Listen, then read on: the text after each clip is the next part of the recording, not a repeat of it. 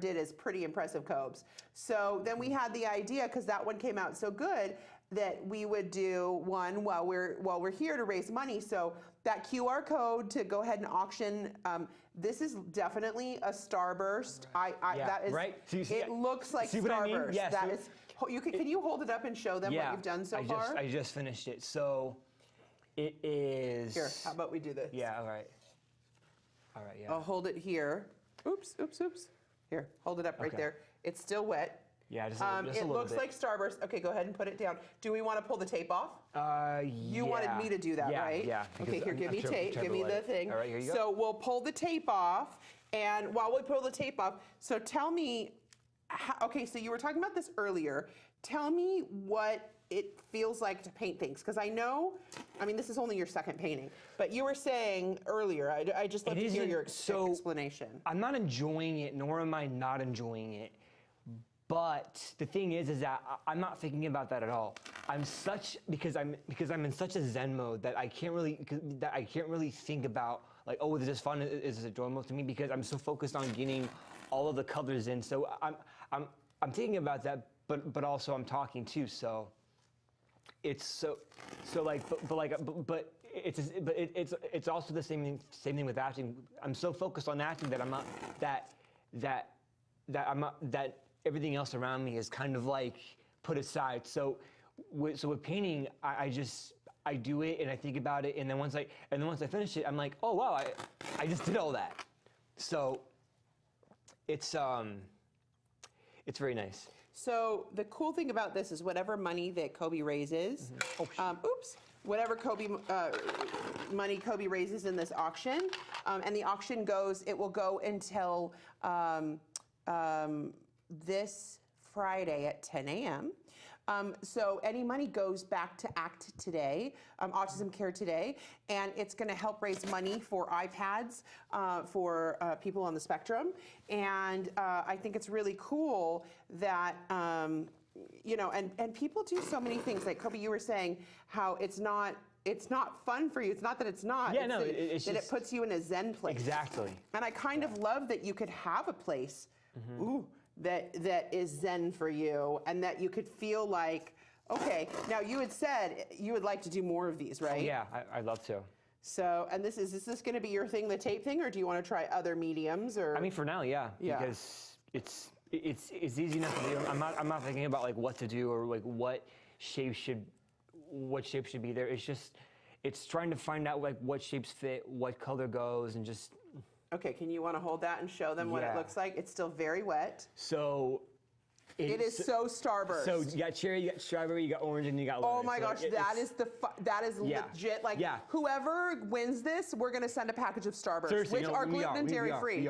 There are going to be Starburst in there, 100%, because that is the Starburst. We're gonna show it to the camera here. I got some paint right here. Oh well, paint on your hands. I know that's. I love it. It's paint. It's paint. Look at that, everyone. So Embrace the paint on your hand. Here is. Well, does it go? Which way does it go? This way?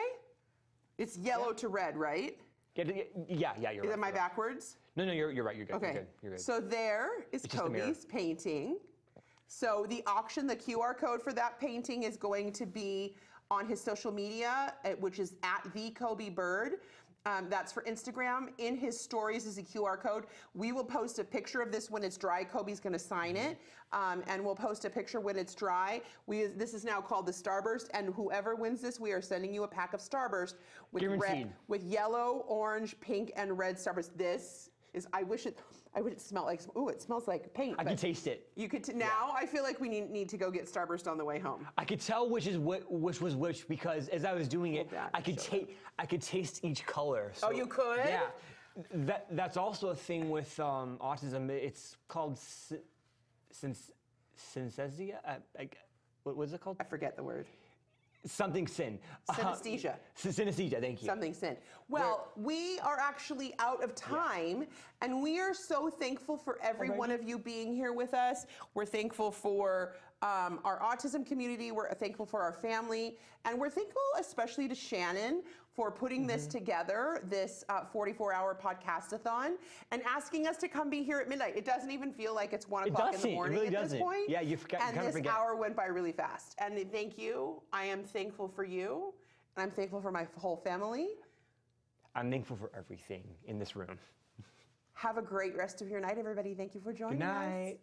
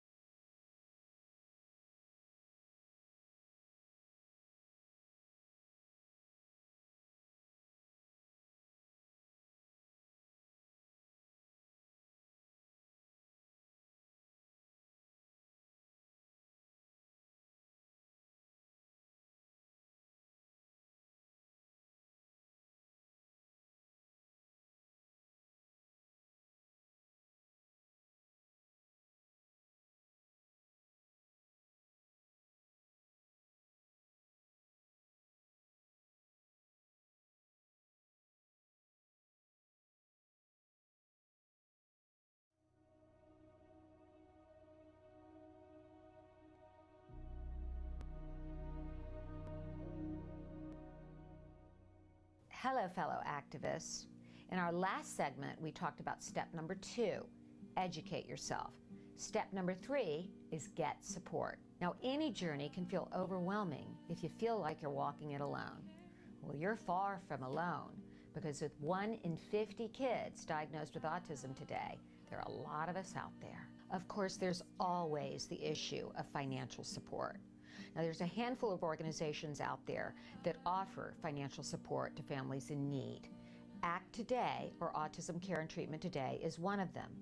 Visit our website at www.act-today.org to find out more about our grant process. I want to talk about a different kind of support today, emotional support. Now, you can get that from other travelers on this path. Some of the best advice I've ever received is from the moms of other kids with autism who went to school with Wyatt or were involved with programs with him. Then there are the pioneers. These are the families that have gone through this years ago, and there was very little information out there. All of these people seem to have the desire to pay it forward. Now, one of them, Lisa Ackerman, who is one of my mentors, started an organization called TACA, Talk About Curing Autism. She actually took the concept of mentors and support groups and made it available to everybody. You can go to their website, talkaboutcuringautism.org, to find out more. During the first and most difficult year after Wyatt's diagnosis, I wrote an email to close family and friends, letting them know what was going on and the challenges our family was facing and why we dropped out of sight. I was amazed at the outpouring of love and affection and all the help I received from that email. First, you have to be vulnerable. You can't be afraid to ask. Try this out. Could you cook me a meal? Are you going to the market? Can you pick me up a few things? Could your kids play with my kid and make them feel included? Or can you come over and clean my house? Well, maybe not that last one, except with your best friend. And maybe the best support of all is having someone that listens, and that doesn't cost a dime. So until next time, surround yourself with the loving kindness of others and keep the faith.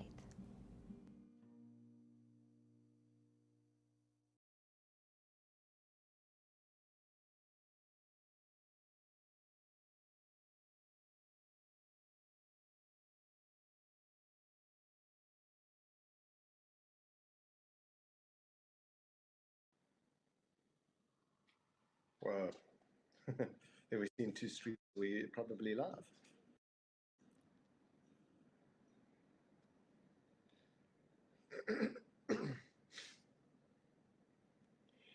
Hello, everyone, and welcome to our inspirational hour.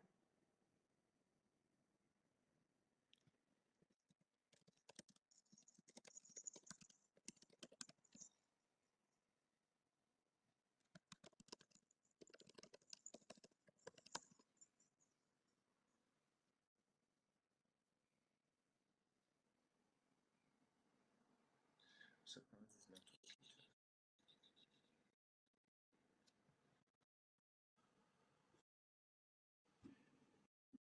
I think we're in the show.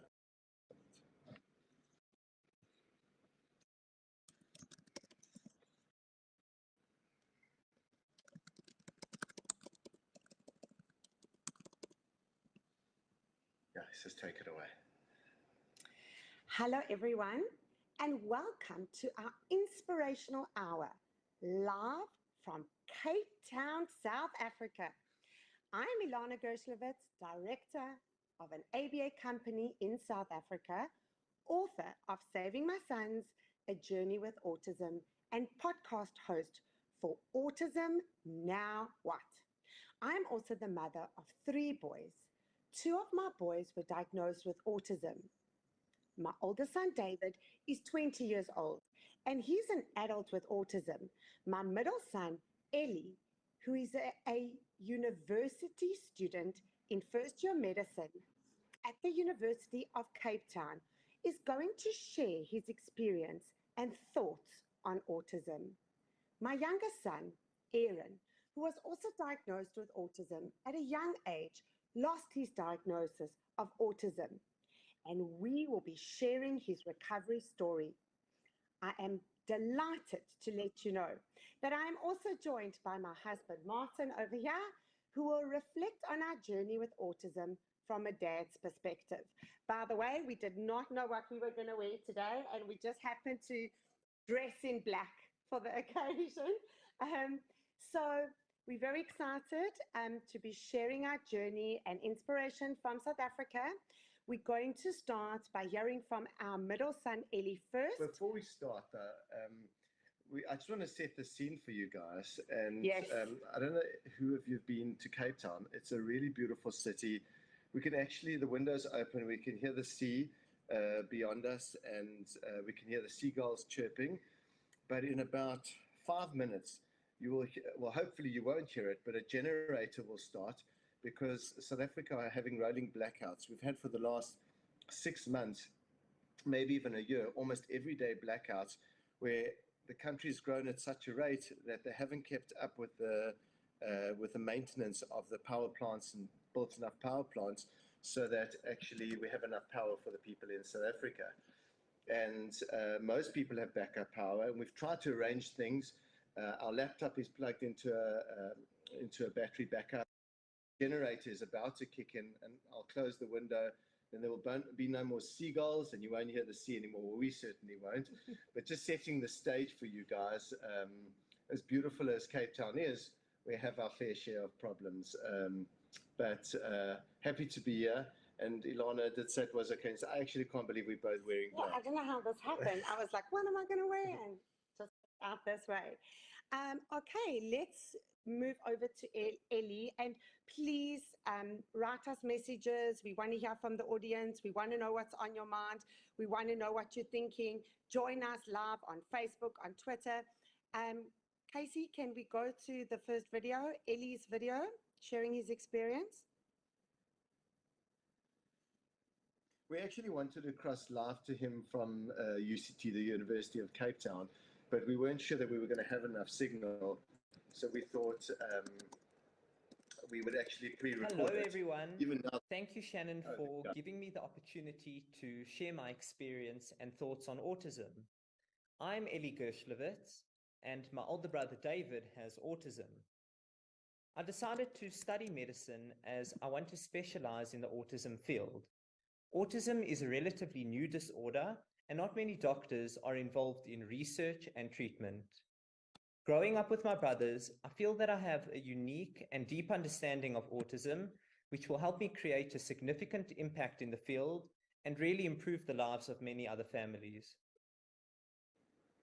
Growing up with David as my older brother, I always used to say that when we go out with him to the shops, it would be like walking next to a ticking time bomb. I can remember when going to the shopping center, we would shop as usual and David's anxiety would build. Every time that we would go shopping, it would feel like walking next to a ticking time bomb. And when the time ran out, it would set off the bomb and this was never a pretty sight. To see David shriek and scream and hit himself, all I wanted to do was to hide behind my mom and hope that nobody that knew me could see me. Now that I'm older, and I realize that as much as I used to hide behind my mom had nobody to hide behind, and she had to deal with the stares and burning glares and utter disbelief that we've had from other people looking at David have a meltdown or tantrum in the shops. It has really always angered me how people didn't have the decency to look away and save us from the embarrassment. But unfortunately, society can be insensitive and cruel. Honestly, being David's brother is harder than people would ever imagine. I'm constantly surprised and disappointed by the lack of understanding and the skewed perception of what autism really is. The media portrays individuals with autism to have exceptional skills and capabilities. Shows like The Good Doctor create an incorrect perception that most autistic individuals have exceptional capabilities, when in fact this is definitely not the case. TV shows tend to couple savant syndrome with autism, which misrepresents the true depiction of autism. These misconceptions of autism is preventing medical research that is very much needed to come up with treatments in order to alleviate the symptoms of autism. In my opinion, the root cause of the problem lies with the very definition of autism in the DSM-5. The time has come for autism to be redefined. The DSM-5 has lumped severe autism and Asperger's together. This has resulted in healthcare professionals not being able to get a proper understanding of a population that varies so greatly in its presentation. Without a clear distinction of various parts of the spectrum, we are comparing apples and oranges. It has become more urgent than ever to call for a split of the spectrum. Children with autism don't choose to be non-speaking. There are physical, medical underlying causes preventing them from expressing themselves. I read many books about autism to educate myself on treatment and to gain further understandings about the intricacies of this disease. My favorite book is by Dr. Brian Japson, who is the author of Changing the Course of Autism. He explains the medical complexities of autism when he says that autism is merely one symptom of an underlying disease process that affects the immunological system, the gastrointestinal system, the toxicological system, as well as the neurological system. This definition of autism is applicable no matter where on the spectrum an individual has been classified. Based on current research, we can now see that autism is not a psychiatric condition requiring psychiatric medication. Autism is a very debilitating illness. 40% of children with autism are nonverbal. Why would any parent sit back and accept this? Autism is an epigenetic disorder that is developed due to the expression of vulnerable genetics triggered by environmental factors such as toxins, food, infection, and so on. If David could communicate beyond basic needs and those things he loves the most, I believe that he'd tell us that for him, autism is not a superpower. I feel his anxiety and frustration when he can't make himself understood. I see how he picks his skin until he bleeds as a result of his uncertainty about what's happening next. I sense the fear and confusion in his eyes when he's about to have a seizure and can't tell us. I'm aware of and appreciate the things that I could do easily and David is unable to do. He's taught me to be responsible and not take anything for granted. I still hold on to the hope that David will continue to recover from autism. I always used to listen in on to my parents who are consulting top professionals in the autism field to find a way to repair the damage that autism has done. They never stop looking for new treatments to solve his autism, even though David is 20 years old. This definitely prompted me to study medicine. When I was younger, David's seizures were always a shock. It felt like when you walk into a room and someone is hiding behind the door shouts, "Boo." I remember an incident at my grandma's house where I actually thought that he'd died from the seizure. This encouraged me to take a first aid course, and also this sparked my interest in medicine. Being in a situation where I felt helpless encouraged me to equip myself with the necessary skills to manage David's seizures, and this eventually led me on to joining an ambulance cadet program. When I was in high school, friends and other students would joke about autism or pass comments on autism that really upset me. They never understood severe autism, which upset me deeply, and it felt as if the challenges that my family and I had experienced were invalidated. To all the siblings out there, just know that you're not alone and that there are many other siblings just like you. Don't ever give up hope, because there are many ways to help autistic children lead better lives. Try to help your parents in any small way you can. They are having a hard time dealing with autism.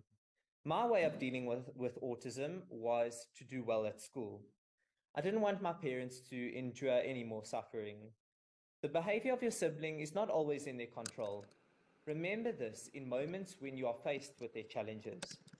My message to all siblings is to get involved, read books on autism, learn about the treatments, and advocate for there to be more medical research to understand and treat autism.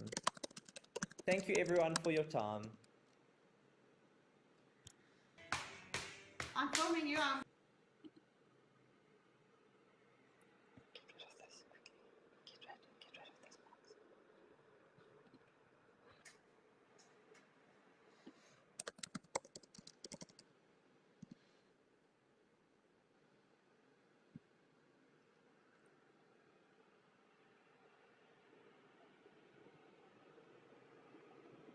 Tracy, can we talk? Are we able to go? We're back on. Okay, we're back on. So I want to say, after listening to Ellie there, I actually haven't heard that clip until now. And I'm thinking to myself, we're so privileged to have a child like Ellie. He is mature beyond his years. You know, he's only 18 years old, but I would say he's got the maturity of a 40 or 50-year-old.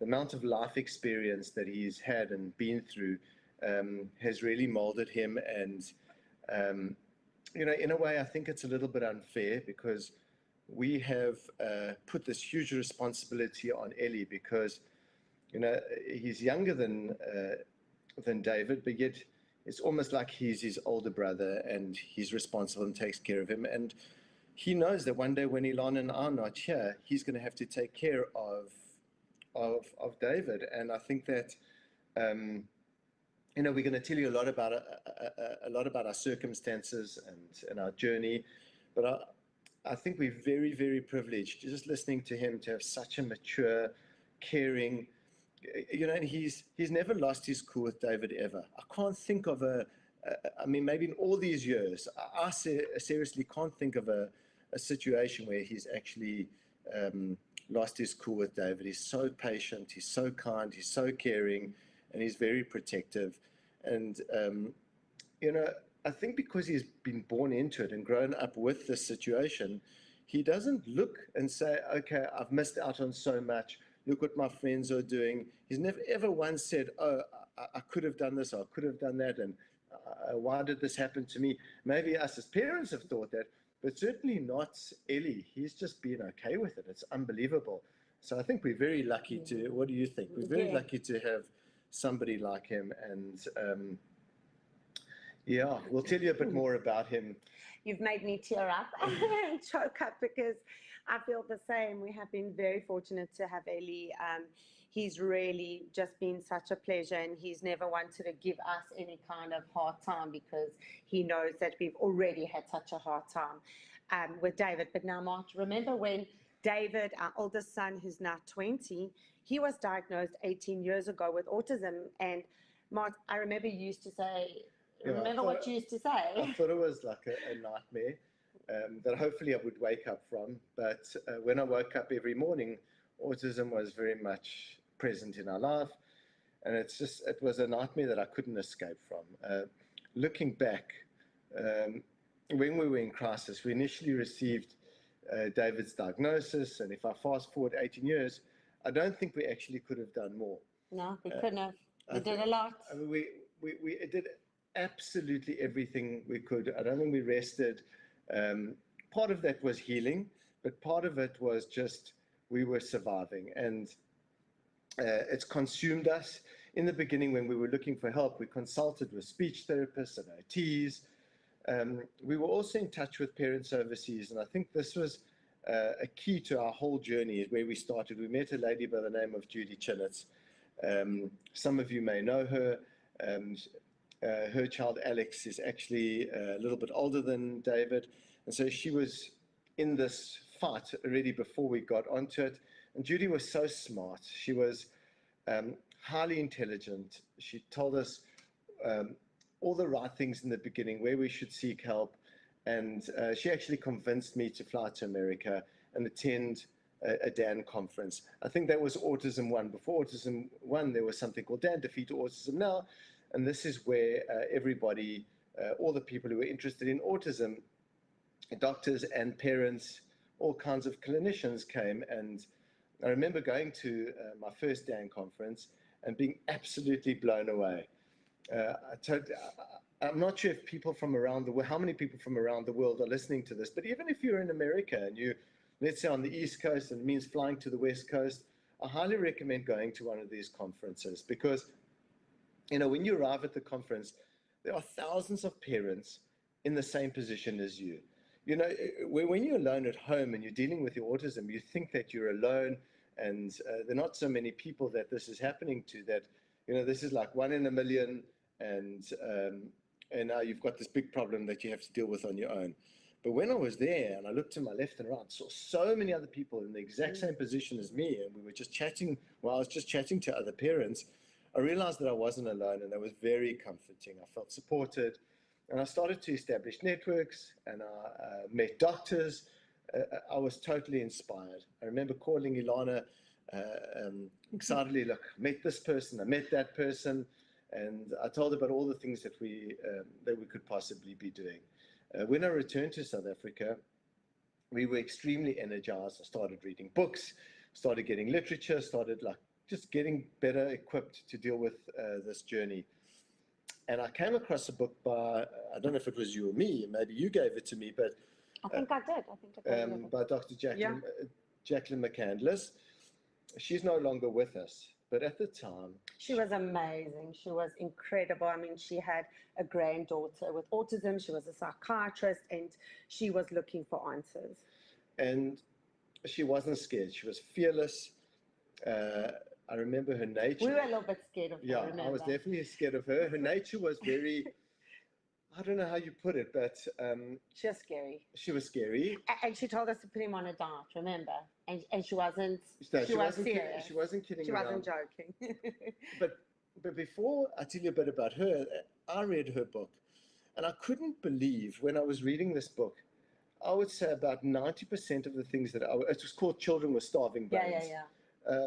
90% of the stuff in her book were describing David to a T. I could not believe it. I read it over and over, and it was just too much of a coincidence. You know, this can't be. What she was describing was my child. We had to get hold of her. Ilana and I are very tenacious people. When we decide we're getting hold of something or we're doing something, we do it. I don't take no for an answer. And then we decided, okay, we've got to speak to this lady. She's going to help us. And I remember trying to contact her in the beginning, but it didn't get much of a response. I can't remember if she responded or didn't. But to get her to be able to be a patient and to consult with her. What we actually did was we packed a box of couriers from South Africa. We put the big 5. If you ever want to come to South Africa, we've got elephants, we've got lions, you can come on safari. But remember, we put all the little couriers in a box with a big picture of David, and we wrote a card begging her to help us with David. And we're thankful that she actually did. She responded. She said that she would help us. And we had our first consultation, and it was wonderful. I think that first consultation, we were mainly just giving her all the facts, just describing our child. And then we had to do all the lab tests. And so, you know, what we did is part of it was medical. David was a really sick child, so we had to medically get him better. And part of it was also the therapy that we had to do from a behavior point of view and educational point of view. But the lab tests that she ordered were onerous. You know, we were living in South Africa, felt like a million miles away, and we had to get blood, stool, and urine to the United States. Some had to be refrigerated, some had to be at room temperature, some had to be frozen, and you know, it was how were we meant to do this? And for me, the most daunting part is pricking David and getting blood from him. I didn't want to traumatize him. I was so worried about making him feel bad, but we knew we had to do it. You know, since then we've done so many blood tests, and that's nothing. David just puts out his arm, and it's nothing for him to take a blood test. But at the time, I think we were just as traumatized as David. And David screamed, he cried, and I remember racing this blood to the laboratory. We had pre-arranged everything to spin it in a centrifuge. I think it was to separate the blood from the red blood cells from the plasma, and then taking the blood, the stool and the urine to FedEx. And we had pre-arranged with FedEx, and we'd got all the permits, we had signed everything. Literally chartering a plane. It was one of FedEx's planes. We had pre-booked it, and everything had to get to the USA. Somewhere on the West Coast, somewhere on the East Coast, had to get there by a certain amount of time so that the samples wouldn't be spoiled. And anyway, so we were thankful that everything arrived on time, and I remember receiving. Sorry, after said the flu. Do you want to just carry on with the story? Okay, yeah. So we got all the labs off to America, and Dr. McCandless sent us a report, and she said, "Good luck. This is what's wrong with your son. David had viral infections, he had bacterial infections, fungal infections, inflammation, immune issues." And at the end of her report, she said, you know, good luck with the healing of your child. And this was so inspirational. And really, this is just how we got started on the biomedical side. And it was so very special for us to share that story with, you know, the listeners today, because all the labs for biomedical testing are in America, the doctors are in South Africa. So we just had to make a plan being in another country. And by the way, for people listening, please message us, ask us questions. Remember, we live on Facebook, we live on Twitter. So we're actually 9 hours ahead of PST. So yeah, it's 10:30 a.m. in the morning for us. And so, Mark, you know, on the education side, so that's we tried everything possible with David, like whatever we could to support him.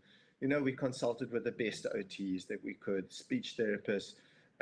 We actually got a little room at our synagogue, and we're Jewish, and we were looking for a place to do this. And so what we did is we got a special needs teacher. I'm sorry, I'm bad. I just had the flu. You'll have to carry on. Sorry, excuse me.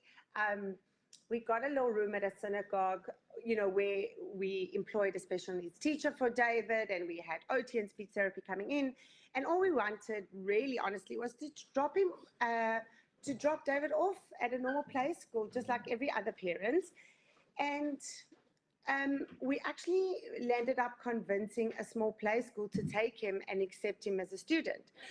It was a nightmare, as he really didn't have prerequisite skills for school to cope. And, you know, we felt he needed to go to school, but he wasn't coping. It was at this point where we then finally realized that it wasn't working out for him at school, and we started to homeschool him. But his progress was really, really slow, and we never stopped searching for something more. And we found this girl, Tracy. She'd worked at another school for autism. She had experience working with autistic kids. So we employed her, and we made a school, and it was called Little Stars. We bought a house, and we got a few more kids, and we thought Tracy was going to sort out all our problems. Tracy didn't have a lot of formal training dealing with autistic kids. You know, she had training from the school she worked at.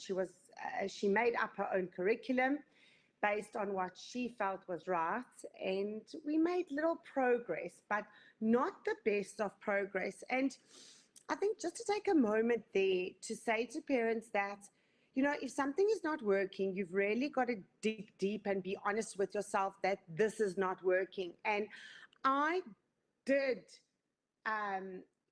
you know, say that like whatever we're doing right now is not working and we need to look for something else. We kept on recalculating. And I think that's a very, very important point when you're on this autism journey, and if one intervention is not working, you know, try something else. Don't stick with it because you're in a comfortable space. You really do have to move on to the next thing. And we did, you know, and one night I went to Martin and I said, these conferences that we've been to in America are just so amazing and we should really bring it to South Africa. And at the time we were consulting with one of the best autism doctors in the world. His name was Dr. Jeff Bradstreet. He was absolutely a legend. He was the reason many, many children found their healing. He was the most incredible doctor. Sadly, he passed away many years ago. And Dr. Bradstreet Martin had actually met one of the Dan conference, and you know, he'd been David's doctor, and the biomedical, we were doing really, really well for David. But as you guys can hear, as our story goes, we weren't doing really well on the education side. And then one night I went to Martin and I said, remember, I'm going to make a conference. We're going to bring Dr. Bradstreet to South Africa, and I'm going to call it Challenging Children. And then, you know, remember what Dr. Bradstreet told us. So, yeah, he actually wanted to convince us to bring Doreen Grampichet. We'd never heard of, I think maybe we'd heard of Doreen before. Well, he said, I'll come to South Africa, but I want to bring Dr. Doreen Grampichet with me. And we were like, who's she? I think one of the Dan conferences that I'd been to, I think she was one of the guest speakers there. And so probably had heard her name, but we weren't convinced. You know, it was expensive to bring Bradstreet to South Africa, and now to pay another plane ticket. But he said, no, you have to get this lady here. Please bring her with. And so we actually decided to do it, and it was obviously the best decision of our lives. You know, a few months later, before we knew it, Jeff and Doreen arrived, and we had the most wonderful conference in South Africa, and we were privileged to get to know Doreen. You know, this was a rare opportunity. They were in South Africa. There weren't all the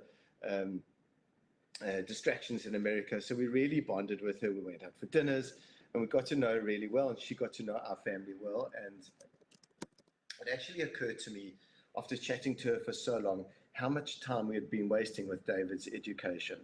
You know, we thought we wanted to put him in a play school to make him as normal as we possibly could. I think most parents make that mistake. You want a normal life. You want to hold on to what you think is normal or going to be the best for you and your family. Just put him in a normal school and then everything else will be okay. But, you know, he wasn't coping in a normal school and it wasn't good for him. He wasn't really learning from his natural environment. And so we really had to do something. And, you know, we established our own little school. It was called Little Stars at the time. It's now called the Star Academy, but it was called Little Stars. And we, you know, we employed a teacher called Tracy. Tracy was at another autism school. She didn't have a lot of official training. She wasn't like an OT speech therapist or a BCBA. She just had practical training where she was working at another school and got on-the-job training. And then as things were going, we thought we were doing well. She made up her own curriculum. She used a little bit from here and a little bit from there. And I think that, so I may have missed part of what you were talking about at the beginning, but it didn't gel with us. We really didn't like what we were seeing, especially after hearing everything that Doreen was telling us. So halfway during Doreen's presentation at the conference, I decided I've had enough. I walked out of the conference, I called Tracy aside and I said, you know, we can't carry on like this anymore. We have to change. We have to do what Doreen is telling us. And about 2 weeks later, Tracy actually left. She decided this wasn't for her. And before we knew it, Doreen had flown somebody to South Africa. We were up and running, and it was fantastic. I don't know if you want to add to that. Yeah. So, Doreen, I think before I move on to who Doreen sent to South Africa, do you want to tell them a little bit about Doreen? Yeah. I don't think we could ever be grateful enough for what Doreen has done for us. We were really lost. We were Ilana cried every single day. She was so low. We were miserable. We were deep and dark, and Doreen gave us light and hope. And a lot of people promise us things, or generally in life, they promise to do things. But when Doreen made that promise to us, she followed through with the promise. Everything that she said she would do, she did. And we will forever be grateful. Here in South Africa, a million miles away, did we think that somebody could help us in the way that she did? And as a result, she's had the benefit and the merit of all the people that we've been able to help in South Africa and around the world. She gets part of that merit because she really empowered us. She gave us the best people, and she's an angel, an absolute angel. And we always phone her. There'll always be issues that come up over all these years. We'll be panicked, something happened, we'll phone Doreen, and she just has a way of cutting right down to the bottom line and finding a solution for everything. She calms us, she's always there, she's always got our back. And, never mind how great she is. I think everybody knows from a clinical point of view how amazing she is, and that she's this in the top of her field. But as a human being, she's just the most wonderful person. She's always been there for us. Doreen, if you're listening, thank you so much for everything that you've done for us. Yes, Doreen is an absolute legend. She has been absolutely amazing to South Africa and to the Star Academy. If it wasn't for her input, we would never be able to have helped so many children for more than a decade. Anyway, so after Doreen came to the Challenging Children Conference, she said, I'm going to send one of my top clinicians to South Africa. And this is when maybe some of your listeners have met Sue Cho before, because I know that Shannon has interviewed her, and Sue came to South Africa. And she's an ABA ninja. Yeah, she's an ABA ninja. For Sue, if she's listening, she's definitely an ABA ninja. No one can do training like Sue in ABA. And the only way I can properly describe Sue's arrival and first day of ABA training in South Africa is really just to conjure a desert scene. I mean, before Sue, before Doreen, we were lost in the desert, dragging our feet on the hot sand. We were bent over from exhaustion and heat. We had no compass, no idea where we were going, as the strong rays of the sun blinded our sight. One sandy hilltop blended into another. Near death, we lay helpless on the sand, honestly suffering from heat stroke. The vultures were circling, waiting for us to drop to the ground. When Sue arrived, it was like this big black chopper that just appeared from the sky with an American flag like emblazoned on the side. Down a rope came Sue the Ninja Sue, okay, the American soldier. Sue would rescue us from the desert storm and provide the oasis we needed to end our wanderings. And this is precisely how I felt sitting through training on the first day, of Sue's arrival. Now, Martin, how do you tackle a diagnosis of autism? We've spoken about this before, and, we said we want to share this with the parents. So I'm glad you used the word tackle, because you do need to plan and strategize your next move. There are financial considerations, there's practical considerations, and time pressure. There are different stages of tackling the diagnosis. There's the initial phase where you're dealing with shock and uncertainty and fear. I think that the best thing that you can do at this point is gather as much information as you possibly can. I think if you can empower yourself with as much information, you'll make yourself strong. One of the biggest challenges that I've experienced over the years is where parents think that the service provider be it the ABA team or the medical doctor or other therapists, are going to have all the answers and are going to sort out all your problems. It became very clear to me that we as parents must take charge and be incredibly involved in every aspect of the child's treatment program.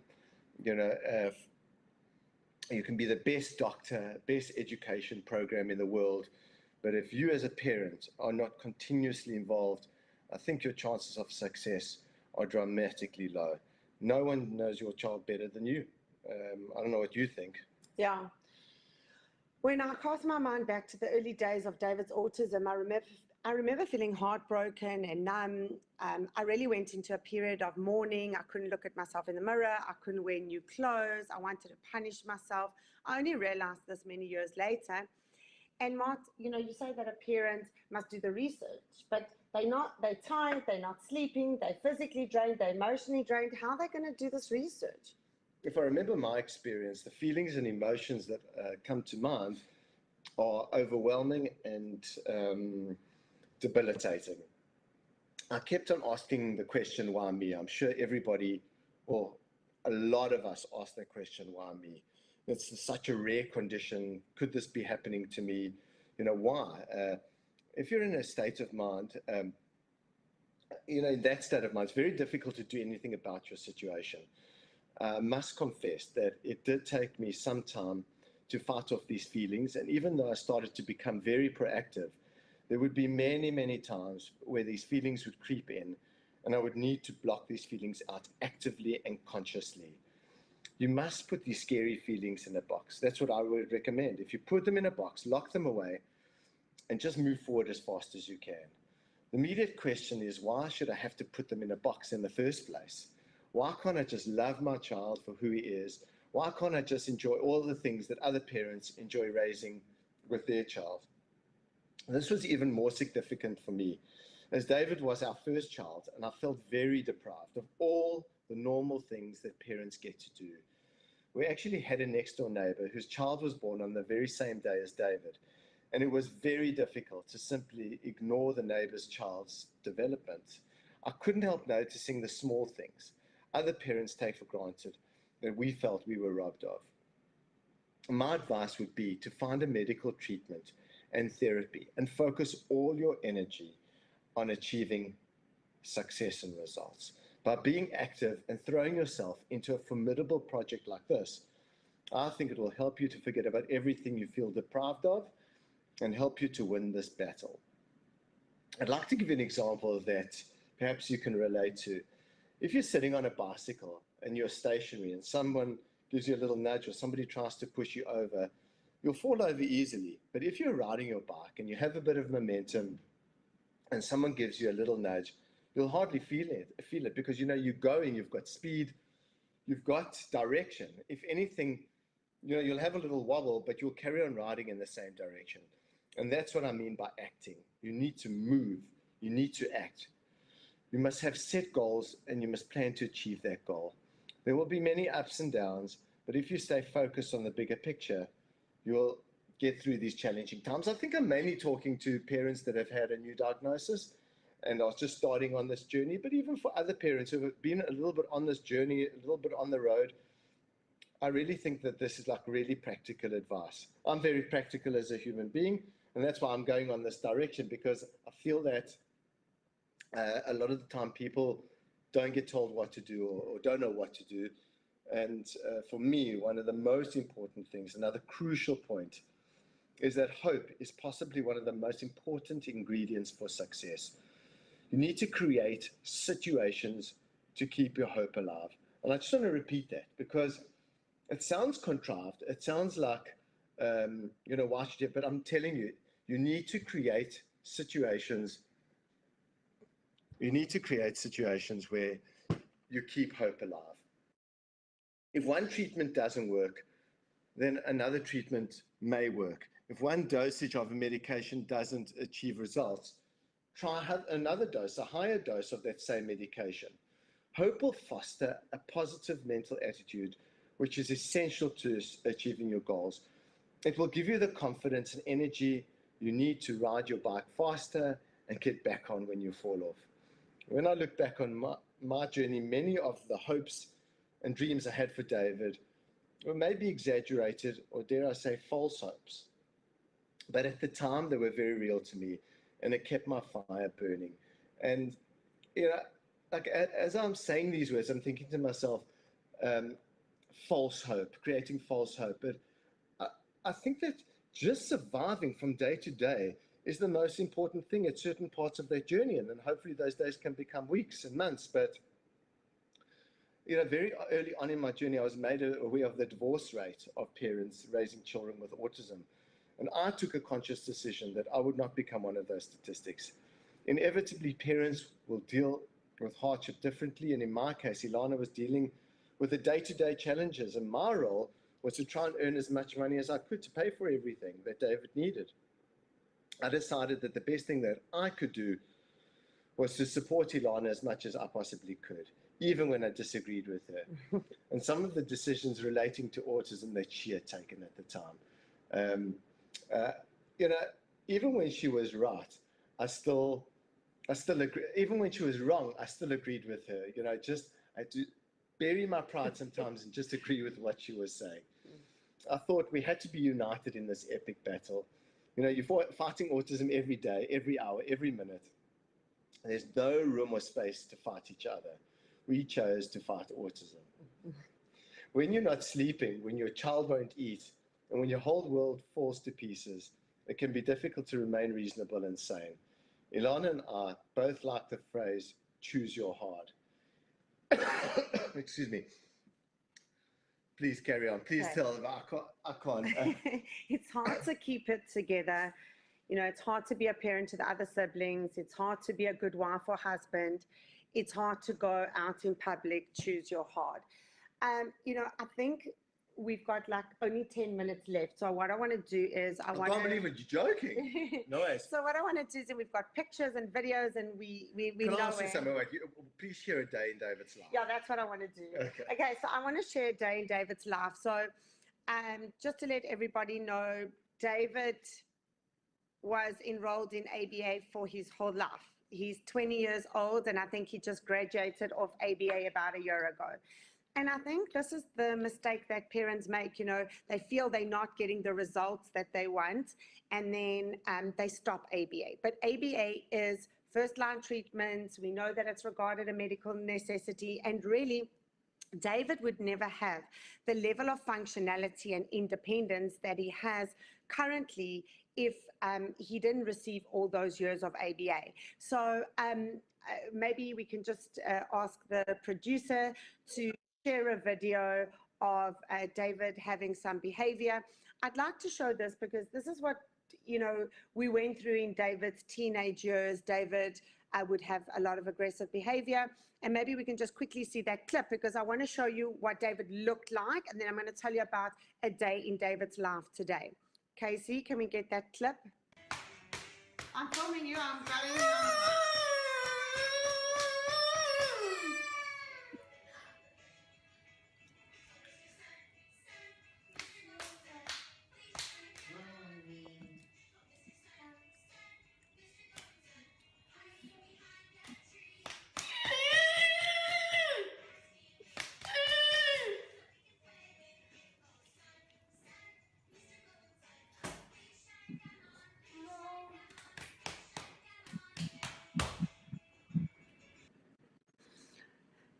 Thanks, Casey. So, you know, that's what David looked like in his teenage years. Casey, can we get the video of David in the kitchen baking the rolls? You know, now David works in a kitchen, and we're going to see what his day looks like there. Can we get that video clip just to show how he's making the bread and rolling the dough? Nice. And then, well done, Dave. Okay, next one. You're actually getting better. Shame you care.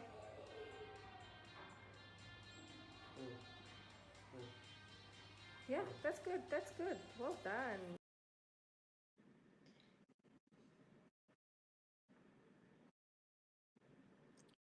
Okay, so thank you so much for showing that clip. And that was ABA, you know. We weren't going to achieve that level of independence and functionality for David if he didn't have all those years of ABA. So what does a day in David's life look like? We found him the most wonderful caregiver. While I'm speaking, Casey, can you put the pictures on of David? You can maybe flash through them.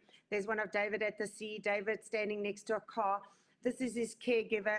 You know, when David turned 18, we couldn't buy him a car, but we bought his caregiver and David a car together because his caregiver drives him around. He'll pick him up in the morning. David can independently dress himself and feed himself. He will go with his caregiver to the shops. They will buy ingredients for the day. David then works in a kitchen with a chef and they plan the menu for the week. David can peel vegetables and chop vegetables, and they make soups and stews and pizzas. And, you know, we feed homeless people and we feed orphans from the food that David makes. And the smile on David's face when we eat his food or when he sees somebody eat his food is really just precious. And I think we've managed to make such a meaningful life with David. Casey, can we see some pictures of David and his caregiver?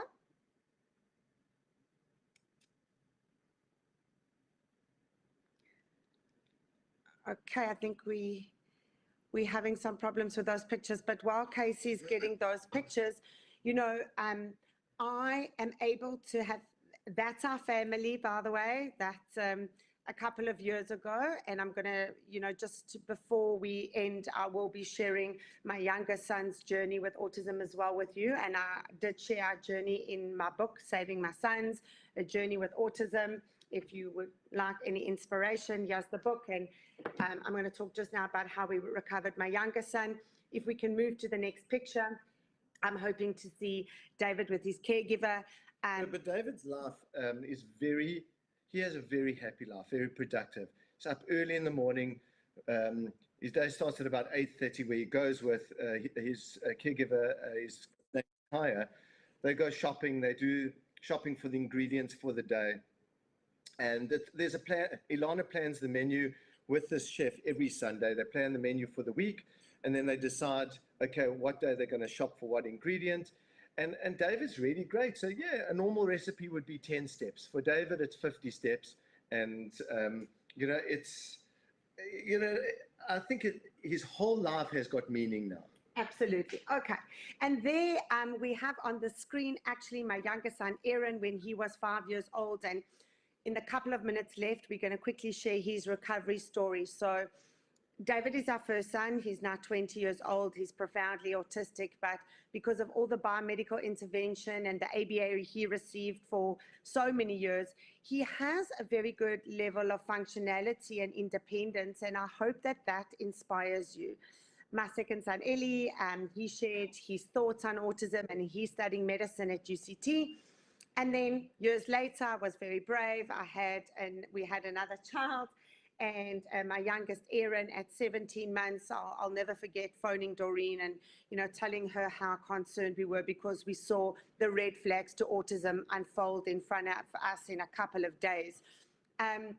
With Aaron, we were absolutely gutted in the beginning to see those symptoms of autism. We had to dig really, really deep to find the courage to fight for him, but we did. And Aaron had the best outcome. You know, we put him into 7 hours a day of ABA at the age of 17 months. It was a slog. We were in so much trouble. At the time that Aaron started his ABA program, you know, my oldest David was 10. And so we'd already watched the movie of autism. And when you watch a movie like that and you know what's going to happen, it can be very, very frightening because David was struggling to speak at that point. And now our youngest Aaron, he wasn't imitating, he was running in circles, he lost his eye contact, wasn't responding to his name. And we put him into 7 hours a day of ABA. We really had to pay attention to detail. Every target, we made sure. I'd like you to jump in here. I've got to. because I witness this from the outside, and it's so important that people understand. I wish the whole world was listening now. I know people are sleeping in the middle of the night there, but some people need to hear this. If you think you're going to put your child in an ABA program and then everything's going to be okay and somebody else is going to take care of your child and make them successful, that isn't going to happen. You as a parent, or we as a parent, we're very involved. And Ilana, I witnessed Ilana. Why I'm talking so fast, because I know we're running out of time. But Ilana threw herself into that program. She made sure she understood all the targets. She understood all the details of the program. And more importantly than that, she actually connected with the therapists and made sure that they were motivated. You know, as Ilana is an ABA provider here in South Africa, a large part of the program is, yeah, you need to be a good clinician. You need to understand, but you need to have a relationship with the parent and a relationship with the child. That's crucial. You can be as clever as you want to be, but if you don't know what motivates that child, and again, the connection with the parent has to be involved. So Ilana was involved. So when the team wasn't getting a target or they weren't making any progress, Ilana would jump in herself. She would like roll up her sleeves, jump in there and do all the work. And I think I must admit, are a large part of the reason why we were successful. I mean, there are the ingredients. Ilana's very spiritual. There's a spiritual side. There's too much to talk about. There's a whole lot of things. I'll just share the spiritual side. Well, if you finish telling them about Erin and how he is today, just quickly tell them. Okay, so where is Erin today? So Erin is recovered from autism. We reversed his autism. He is indistinguishable from his peers. He is in grade 5, he is in mainstream school, and we got our boy back, and he is an absolute miracle. And my advice to parents is that you can do the biomedical and you can do the ABA, but you must never forget the spiritual side. And I'll never forget when Erin was around 2 years old, my heart was broken. I was so sad. I was running 2 ABA programs, one for David, one for Erin. And I was very afraid of what the future would hold. And a friend of mine gave me a very special prayer, and she said, say this prayer and light a candle, and there's miracles around the number 40. So you're meant to say this prayer for 40 days and 40 nights and light a candle, because the act of lighting a candle just reminds us that there's miracles. And she said, turn off the lights, and when you see that flame, you know that light can overpower darkness. And this was so meaningful to me. And I said the prayer every single day. And she also said to me, the candle must continue burning. It shouldn't go out. It's not a good sign. Okay. Well, I don't know how many years has it been now? Like 9 years, going on 10 years. I say the prayer every day. I didn't just do it for 40 days. There's always a candle burning in my home. It reminds me that miracles are possible. And my side from miracle is that I take Erin to school every day, and I don't think a day goes past that I don't appreciate the miracle of Erin and him talking. By the way, that's David in the book. That's him on the cover. But Erin is a miracle. Every word that comes out of his mouth, I don't take it for granted. I just love listening to him. I love hearing him talk, and it's like just honey dripping from his mouth. Yeah, and I just want to add, like with both our boys, you know, David was really not destined to speak, but we pushed words out of him. And Erin, when we started, people will say he didn't have autism. People will say maybe he was more mildly affected. None of that. We were in serious trouble. You know, Erin had a very serious apraxia, speech motor planning impediment. And I just want to quickly tell parents in America that if you can access a prompt trained speech therapist, that stands for prompts for restructuring oral muscular phonetic targets, and you can get that prompt trained SLP to work with your ABA team, that's going to be really a good way to address that speech motor planning element. And that really worked for my youngest son, Erin. We would have ABA as our base, but we incorporated different tools. And, you know, as we've said, we really did have the best outcome. And so I think we have 1 minute left, and the time has come to thank Shannon Penrod for giving us this platform to share our story and for organizing the podcastathon. Shannon, you have been a guiding light. You have provided invaluable information on autism treatment to thousands of families around the globe for so many years. Your podcast, Autism Live, is rated as the #1 podcast, And really, it kept me going through the darkest periods of my life. You're my hero.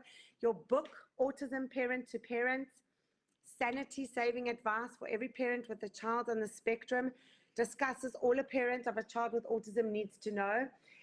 Your son, who at an early age was diagnosed with autism, is now successful as a college student studying screenwriting. Through your honest advice, you empower parents. Your book leaves everyone inspired and hopeful and armed with the information that they need to decide on treatment options. Thank you very much again. Goodbye from Cape Town, South Africa.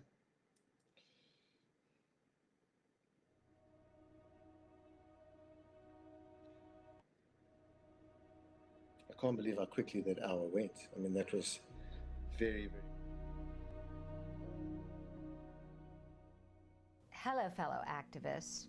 In our last segment, we talked about step number 2, educate yourself.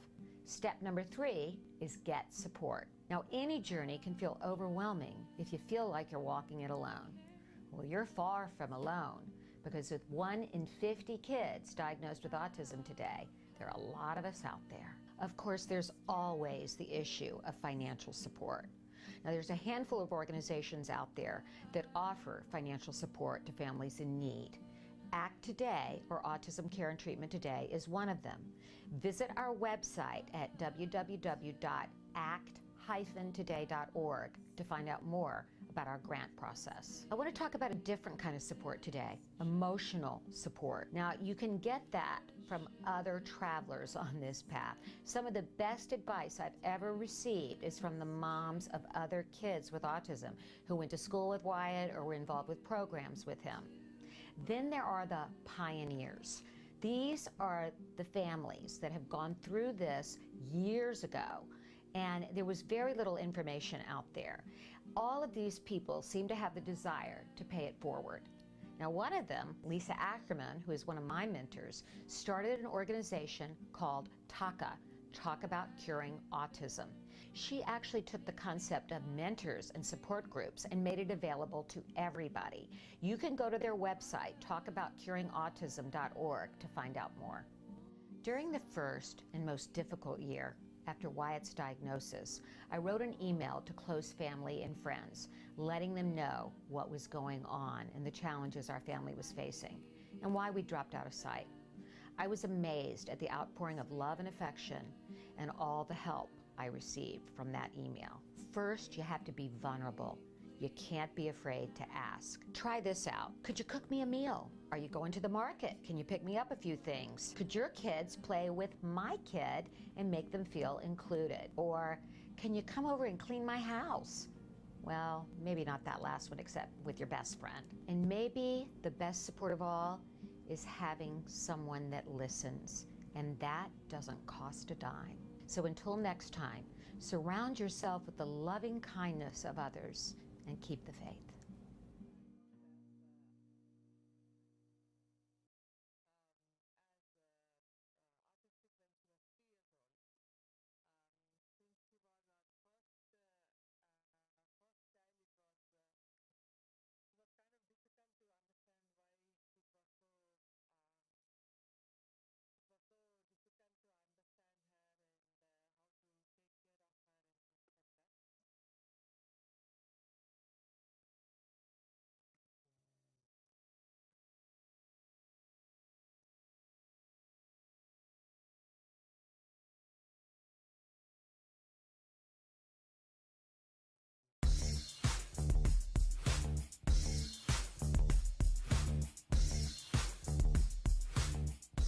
Parent to parent, you might be asking yourself if your child has autism. And further, you might be asking yourself, is it important that I actually take my child to get a diagnosis? Well, as a parent of a child on the autism spectrum, I can tell you that diagnosis is important only in that it helps your child to get services. It helps to provide help. And all of our kids deserve help. We know that early intervention is key in creating the most progress for all of our kids, no matter if they're profoundly affected or if they're high functioning.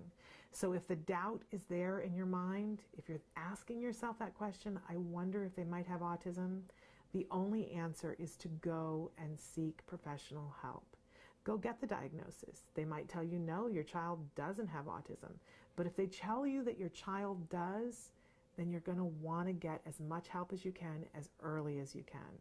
Don't make the mistake of waiting. Get the answer to that question. It'll make a difference.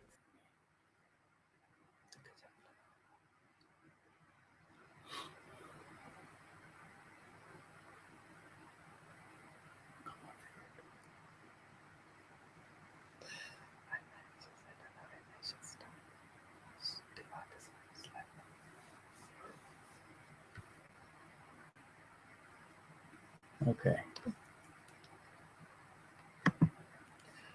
Hello, everybody. I am Swati from San Francisco, California. I'm the mother of Siri, our daughter, and this is my husband. Hi, I'm Yuli. We have 3 children, Siri, Vamsi, and Kiran. Our daughter is the oldest one. She was diagnosed as autistic when she was 3 years old. I host a radio show every Monday at 3 p.m. Pacific Standard Time on telugu1radio.com. Telugu is a South Indian language, and it's internet-based, and the show goes wherever the internet is because it's internet-based. Well, anyway,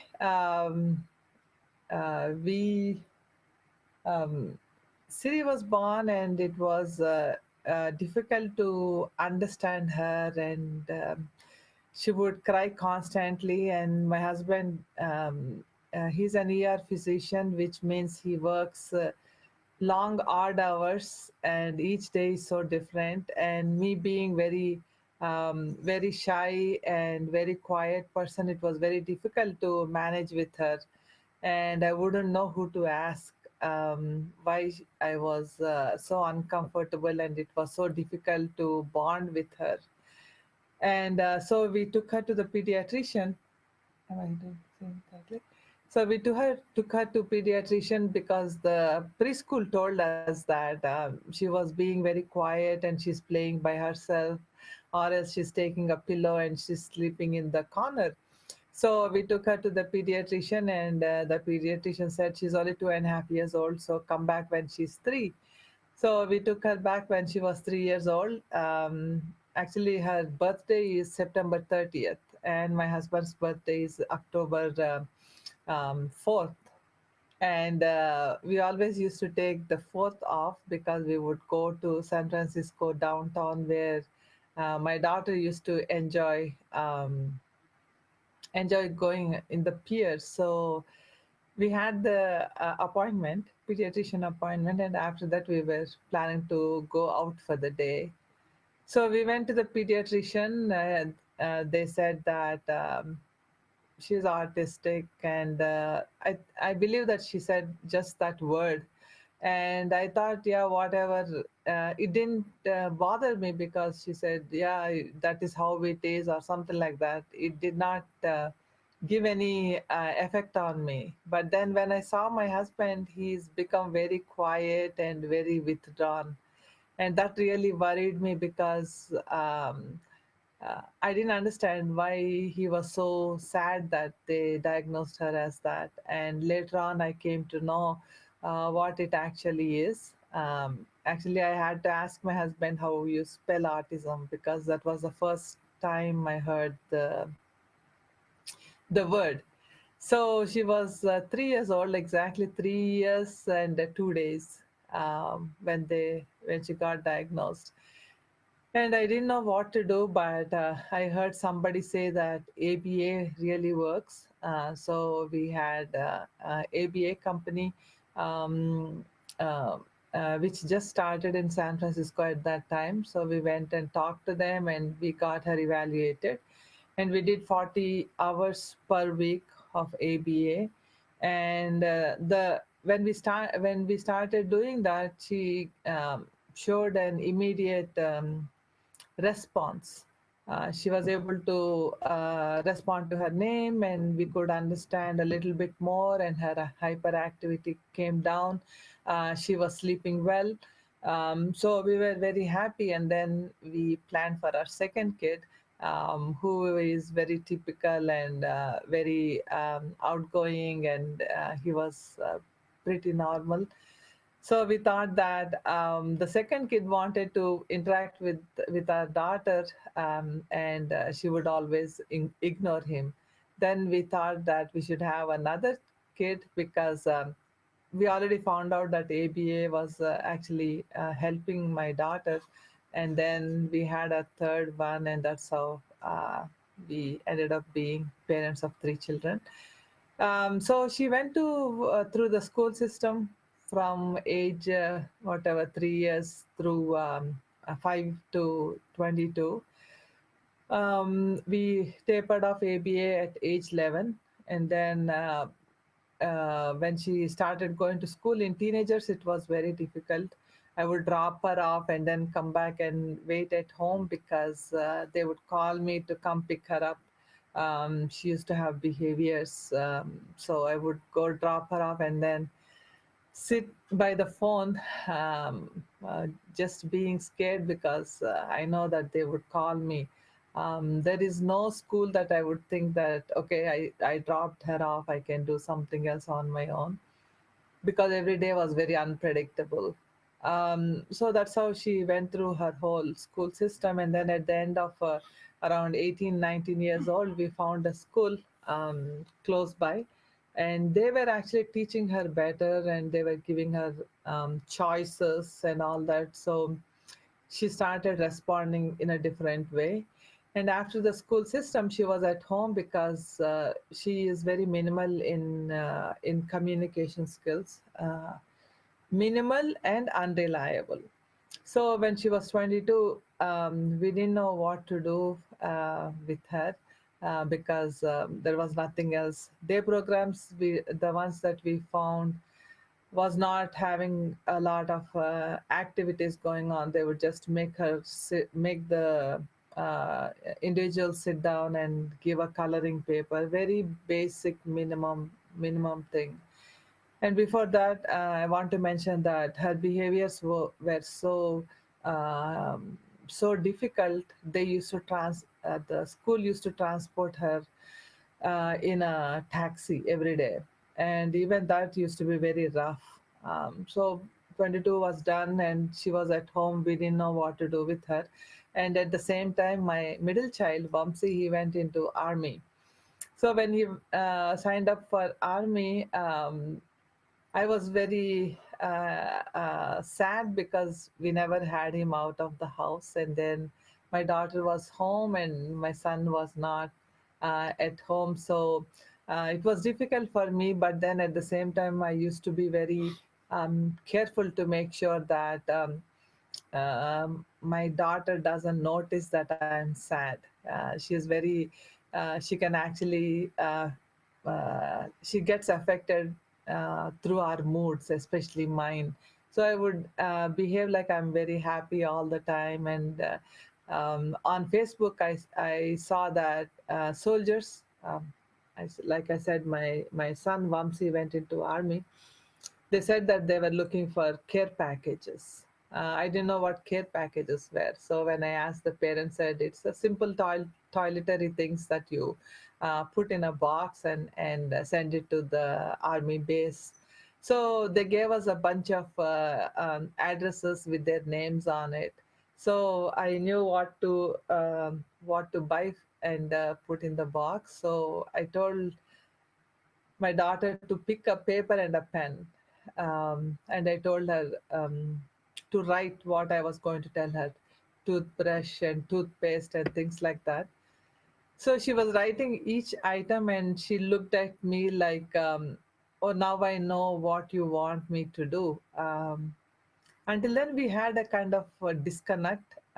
She would always be repelled by my presence. Any room I would walk into, she would just get up and go. She would be there only when there is meal, whenever I would serve her food, but that's it, nothing more than that. And at that time, she would always say, no, mommy, only daddy. So I thought maybe it's something to do with autism, and Of course, moms, you know how we feel, right? If our kids don't like to have us around. But then the second I started telling her this is what we are going to buy, and then on the other side of the paper, I told her to write the store names that we were going to go to get these items. And she was very happy. The look in her eyes communicated a lot to me. Like she understood what I was trying to do with her. So we took the list, went to the store. She knew exactly where the items were, even though we never bought those things. She knew where those items were in the store. We brought them home, and then we went to post office, got the box, and made the boxes and sent them away. And the soldiers used to, and we included a thank you card in that. And Siri's handwriting is so good that I would tell her to write, and I made her write a Bible verse, Jeremiah 29:11. In the verse, it says that God has a great plan for each one of us, and the plan is not to harm us, but to bless us and give us a good life. So I would have her write the Bible verse on one side, and on the other side, I would write to the soldiers saying that my son is with them, training with them, and this box is put together by my daughter who has autism. So I would write to them, and then they would write back saying that, thank you for this box and things like that. So I would read those letters to her, hoping that she would understand what the soldiers were saying. And then once they graduated, the connection we had with them was gone. During that time, so once the connection was gone, we didn't have any more work to do. Every morning she would sit at the dining table waiting to see what I wanted her to do, next. Actually, we connected in such a way that when you have a favorite aunt, how we look forward to spending time with them, that's how she used to look forward for me. So then I thought she loves jewelry. Which girl doesn't love jewelry? She loves beads and bright colored beads. So I took her to the bead store. I got her a lot of beads, and we came home. And anything I tell her, she does very quickly. So I need to be two steps ahead to see what else I want her to do. And she started, I told her to break the strings. She broke the strings, and I didn't know what else to do. And I asked her to separate them by color, shapes, and sizes and all that. And then I had her count. I was just making her do things that just to keep her busy, but I didn't know what else I wanted her to do next. Then I thought maybe I should teach her how to make jewelry, which I did not know how to. So I went to the YouTube. I saw how to make simple earrings, got a pin and put the beads in and made a loop. I got one plier and I got one for her, and her loop was perfect compared to me and mine. So she started making earrings, and at once she used to make a lot, and we started giving away to our friends and family. And then they would start giving her money, and we would say, no, it's just hobby that she's doing. And then my husband said, why don't we just start a business on her name? And we started a business, and Fox News television, they picked up the story. And then after they picked up and they put her story on, then other television stations picked up the story, and then she was on cover of many magazines. As I was teaching her, her behavior was calming down in such a way that it was very easy. It was getting very easy to manage with her. So now that she's grown up, we bought a place for her to transition, because our plan is to see her thriving and happy, but away from us, so that we know that once we are gone, she would still have a happy and comfortable life. So the pandemic came. 2019, she was supposed to transition to the ranch, and the pandemic came, and we didn't. We were at home, and I started teaching her more stitching, and she started making masks. She made 150 masks, and we donated that to a church in Los Angeles. And so while the time was going on, I came to know that there is something called spelling to communicate. So we wanted to try that, and we thought that maybe it won't work because she has some speech. It's not like she's completely nonverbal, but still we tried. Dawn Mary from San Diego came here to San Francisco, and she did an evaluation. The evaluation was she was reading a story about Ben Franklin about electricity. So I was going to stop her to tell her that don't read her such elaborated and big stories. I wanted to tell Dawn Mary to read either about Sesame Street or Barney or something that she can actually relate to. But I didn't stop her because she was recording the session, the first session. And then she asked Siri, my daughter, a question. And then after she asked, she put a letter board in front of her and gave her a pencil. So with that pencil, Siri started punching the board. And I had goosebumps. My husband was there, and I was in tears because she was asking which year was that, so what happened, and who did he go out with, which place was that. And I was so surprised that she knew all the places, she understood the numbers, and she remembered which year the story was on. And that's when we recognized that she has a brain that can actually communicate. And then we need to put a board for her to communicate. And later on, she told us her desire to go to school. She wants to study to be a neuroscientist. And we started her off in college. It all feels like a dream because all along we were thinking who will take care of her once we are gone. And now she speaks volumes, of course, with the help of the board. And her interest is to speak. We are very happy where we are now. From the day she got diagnosed, she's much happier. She's very confident, and I do a lot of awareness about autism. I want other people to know that not to stop trying. Keep trying with your kids. Don't do anything drastic. We used to give her anxiety medicine when she was 22, after she was done with the college, with her school, special ed school.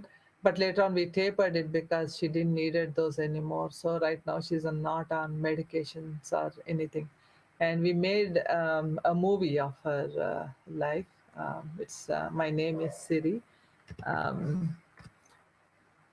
So we will show the first clip we have. It's a trailer about her movie, 24 minutes. And it has sons also. She does a lot of things. She does exercise. She does boxing. I'm always looking for the next opportunity. What else? Everything that you hope for, all the dreams that you built, are destroyed. I see too many young people today where autism or some other disability is becoming their total identity. There's sometimes a tendency to underestimate the ability of a person. I would definitely characterize Siri as very ambitious and very determined, and with such a supportive family who are willing to move any obstacle in her way, I have no doubt that she's going to achieve all the goals that she has for communication and beyond. What about one word to describe yourself? And find your letters. Oh, rebel. Who is the strongest girl in this whole world? Siri, yes. Exactly. Siri, Siri is the strongest girl.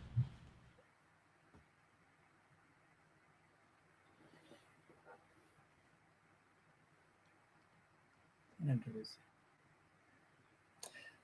So that's the trailer of the movie. It was on different, many film festivals, and it's going to be on PBS San Francisco on May 1st and on Mother's Day. And I'll let my husband continue. Thank you, Swati. Thank you for having me here on this podcast. And thanks to Shannon and Autism Live team, thank you very much. We really appreciate what you do for the community, and this is a great pleasure and also a privilege to be able to come speak here as a guest. And thanks to Swati for all the efforts that she does, especially the Autism Awareness Radio Show. It has been running for several years on the internet, and we are happy to share Siri's story with all of the audience and with all the parents. And there are several reasons for that, is because Siri has a very unique and interesting story about how she grew up and how she developed and how she changed over time. You know, each child with autism is different, so that's one of the reasons why they call it the spectrum, right? Autism spectrum, and so your child may be, you know, those are the parents that are on this podcast and who may be listening to this podcast. I want you to know that each child is different. So your child may be very different from what we describe our child to be, and your experiences may be very different from what our child's experiences were. But there are a few general things that we have learned as parents, and also, you know, myself being a physician and a researcher, I try to understand the problem. I try to explore what are the options and what seems to be working, what doesn't seem to be working in Siri's life. So, in a way, Siri's life has become an experiment where we are trying to figure out things and learn from what she's doing and what she's capable of. So the first thing we realized from Siri's life is that ABAs seem to help. Obviously, at that time, you know, this was 25 years ago, there was not much available as far as treatment is concerned. ABA was the first treatment that had some evidence behind it. And so we went ahead full steam with it, several hours, you know, 20, 30, 40 hours a week. It is pretty taxing, and also it is very time consuming.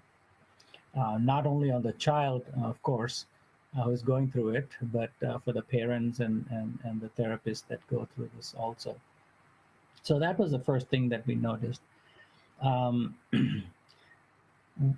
So as Siri grew up, you know, we knew that, you know, she's capable of doing things physically, you know, because, you know, we allowed her to learn everything, you know, riding a bike, skateboarding, or riding a scooter, swimming, and all those physical activities she was very good at. She was also good at, you know, fine motor activity, but we did not realize that this activity will help her someday to be able to communicate.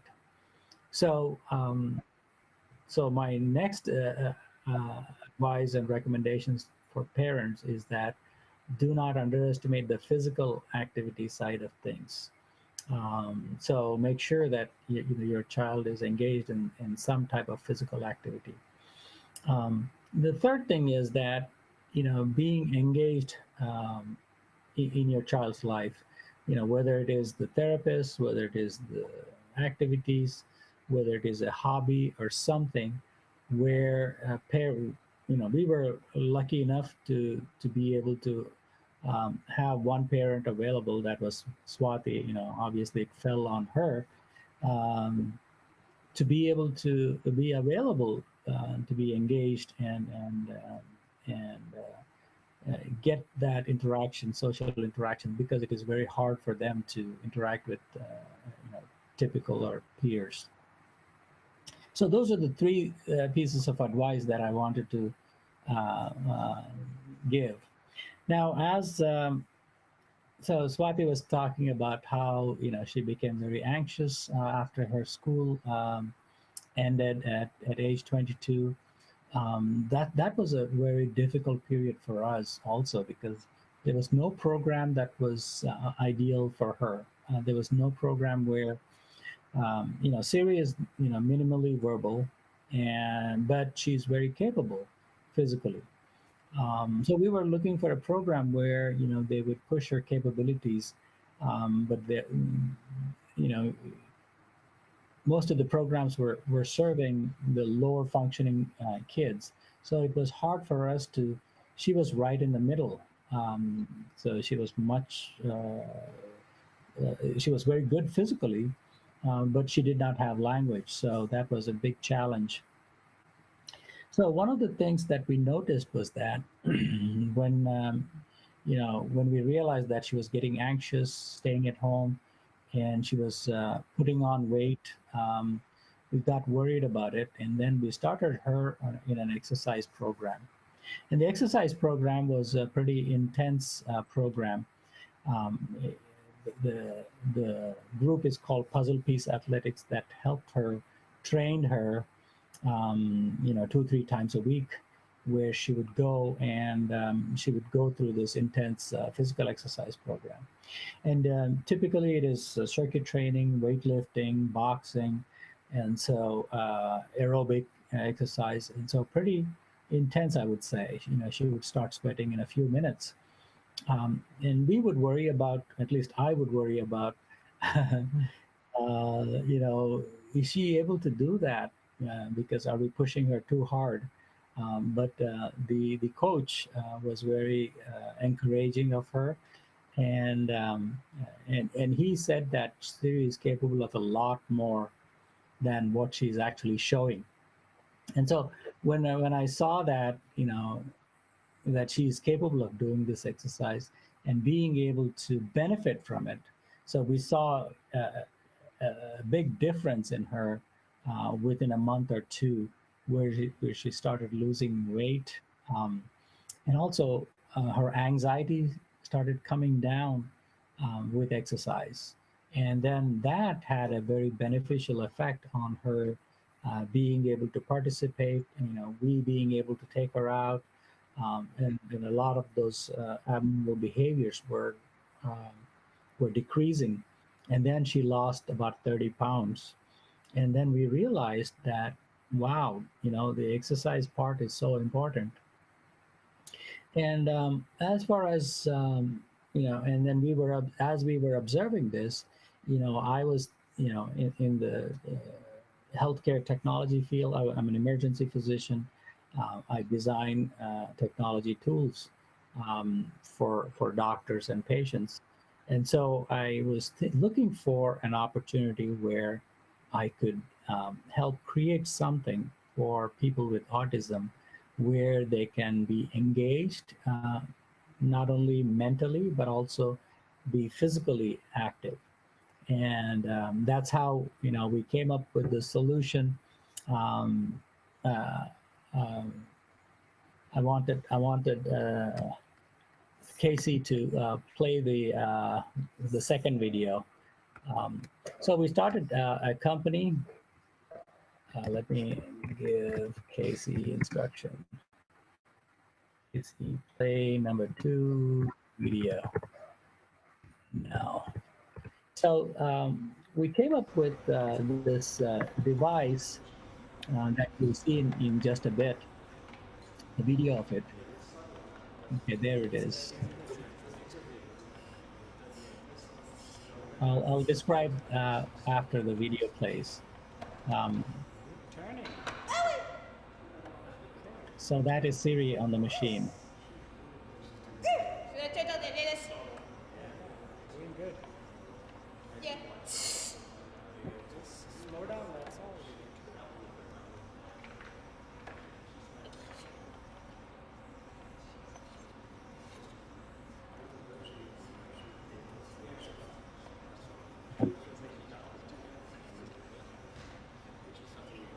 So this machine, as you can see, it looks like an exercise machine.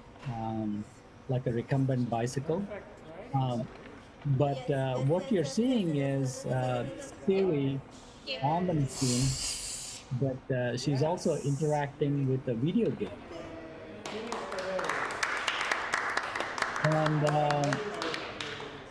And as you can see, the machine moves. You can stop playing the video now. Thank you. So the machine is a robotic machine, which means that the machine is able to move based on what is happening in the video game. So there are three components of the video, as you may have noticed. One is the machine itself, which is the robotic machine, where it looks like an exercise machine, where she's pedaling with her legs and steering with her arms. The second piece in that system is the VR glasses, virtual reality goggles that she's wearing. And so she's able to see the game through her VR. So it is a very deeply immersive environment where she can see the forest, where she can see the path, and whatever is happening in the video game, she's able to see it.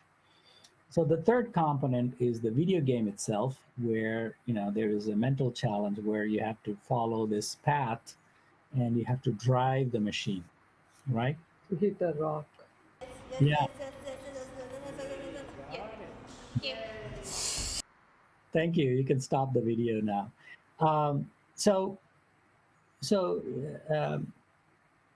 What this system does is, number one, whatever she does on the machine, which is the exercise part, where she's driving the vehicle, whenever she pedals, the vehicle inside the video game also moves.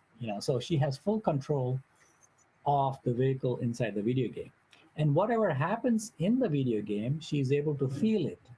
For example, she's able to feel the road. When she hit a rock, she was able to feel the jolt in the machine, and she can feel the wind going fast. And when she's going uphill or downhill, she's able to feel everything that is happening in the video game. And then whatever she's doing on the machine, she's able to see it inside the video game. So our hypothesis is that when you put people in a situation like this, what we call a deeply immersive situation, and you provide them with a physical challenge and a mental challenge, that you're stimulating the brain to create new pathways, also called neuroplasticity. We think that neuroplasticity will help. Again, this is our hypothesis, and we want to test it. And currently, we are planning to do some clinical trials where people, real patients, will be able to try the machine out and then give us feedback. And this is happening in the first week of May in Salt Lake City, Utah. So if you are in Salt Lake City, Utah, please contact us to be able to try this machine. And so so the idea is, when you put people in this environment, you are, number one, helping them engage physically and mentally, which we think might help with their symptoms. Number one, it may help decrease the aggressive behaviors. Number two, it may help with the anxiety. Number three, it may help with sleep, improve sleep patterns. And number four, help improve focus. So we'll be testing in the coming months and years to see how this machine can have a positive impact on the symptoms of autism. And that's our hypothesis. Again, it may or may not work, but we have a very strong feeling that it will work. So the startup is called Serica Therapeutics, SIRICA Therapeutics, and the website is sericatherapeutics.com. And please follow us. Swati is on. What is your show address? We have a YouTube channel for Siri. So if you are curious about how does she do these activities like boxing and she does horse riding, She can skate. She can swim. She can do a lot of things that we actually started encouraging when she was very young. And we started training her to do a lot of things even when she was like 6 7 years old, teaching her how to help in the kitchen, how to do the laundry, how to do grocery shopping. Now we have her make lists and stuff like that. We should always involve our children in everything we do, even though we think that they don't understand. They hear everything. Now she tells us, our daughter, through the help of the board, that she knows and remembers everything from her childhood. And she says how she was treated at school, that nobody taught her anything that she could learn. And now we see her like a sponge, because anytime we take her to the sessions, she wants to absorb a lot more than she can. She does this spelling to communicate at least 3 hours or more at a stretch. And even after 3 hours, she doesn't get up until we tell her that she's done.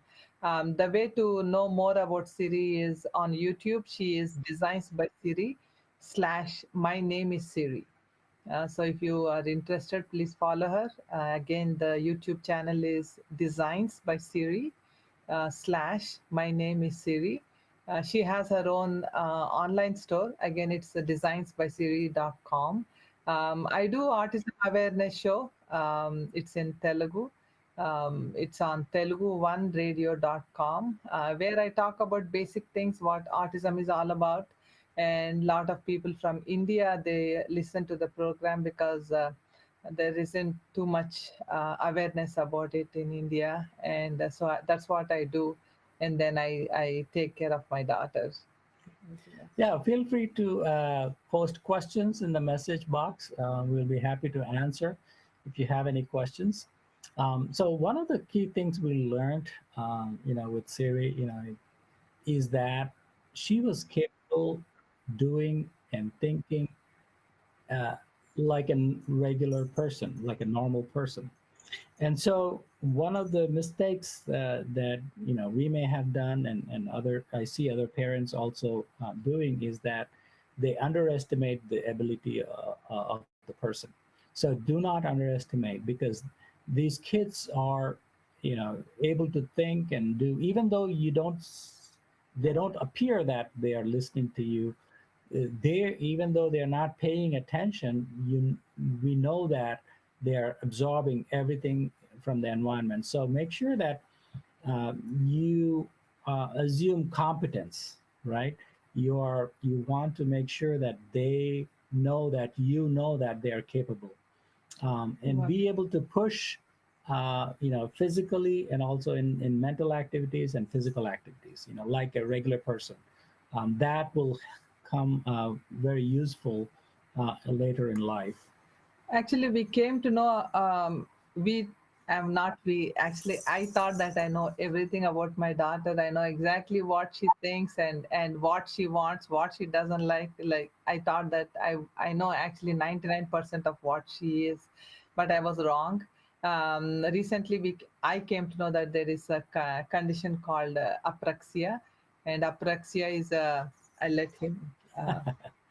So apraxia is where you're thinking of doing something, but the body will not listen to your brain. The brain is trying to send a message, whether it is an activity, whether it is speech, whether it is any fine motor activity that that the person is not able to communicate with the body. Yeah, in a simple words, the way I understood is the disconnect in the body is, if you ask the child to do something, give me the phone, they know that we are asking them to give the phone, and they are capable of stretching their hand, pick up the phone, hold it and put it back, put it on our hand, but their body will not respond to them.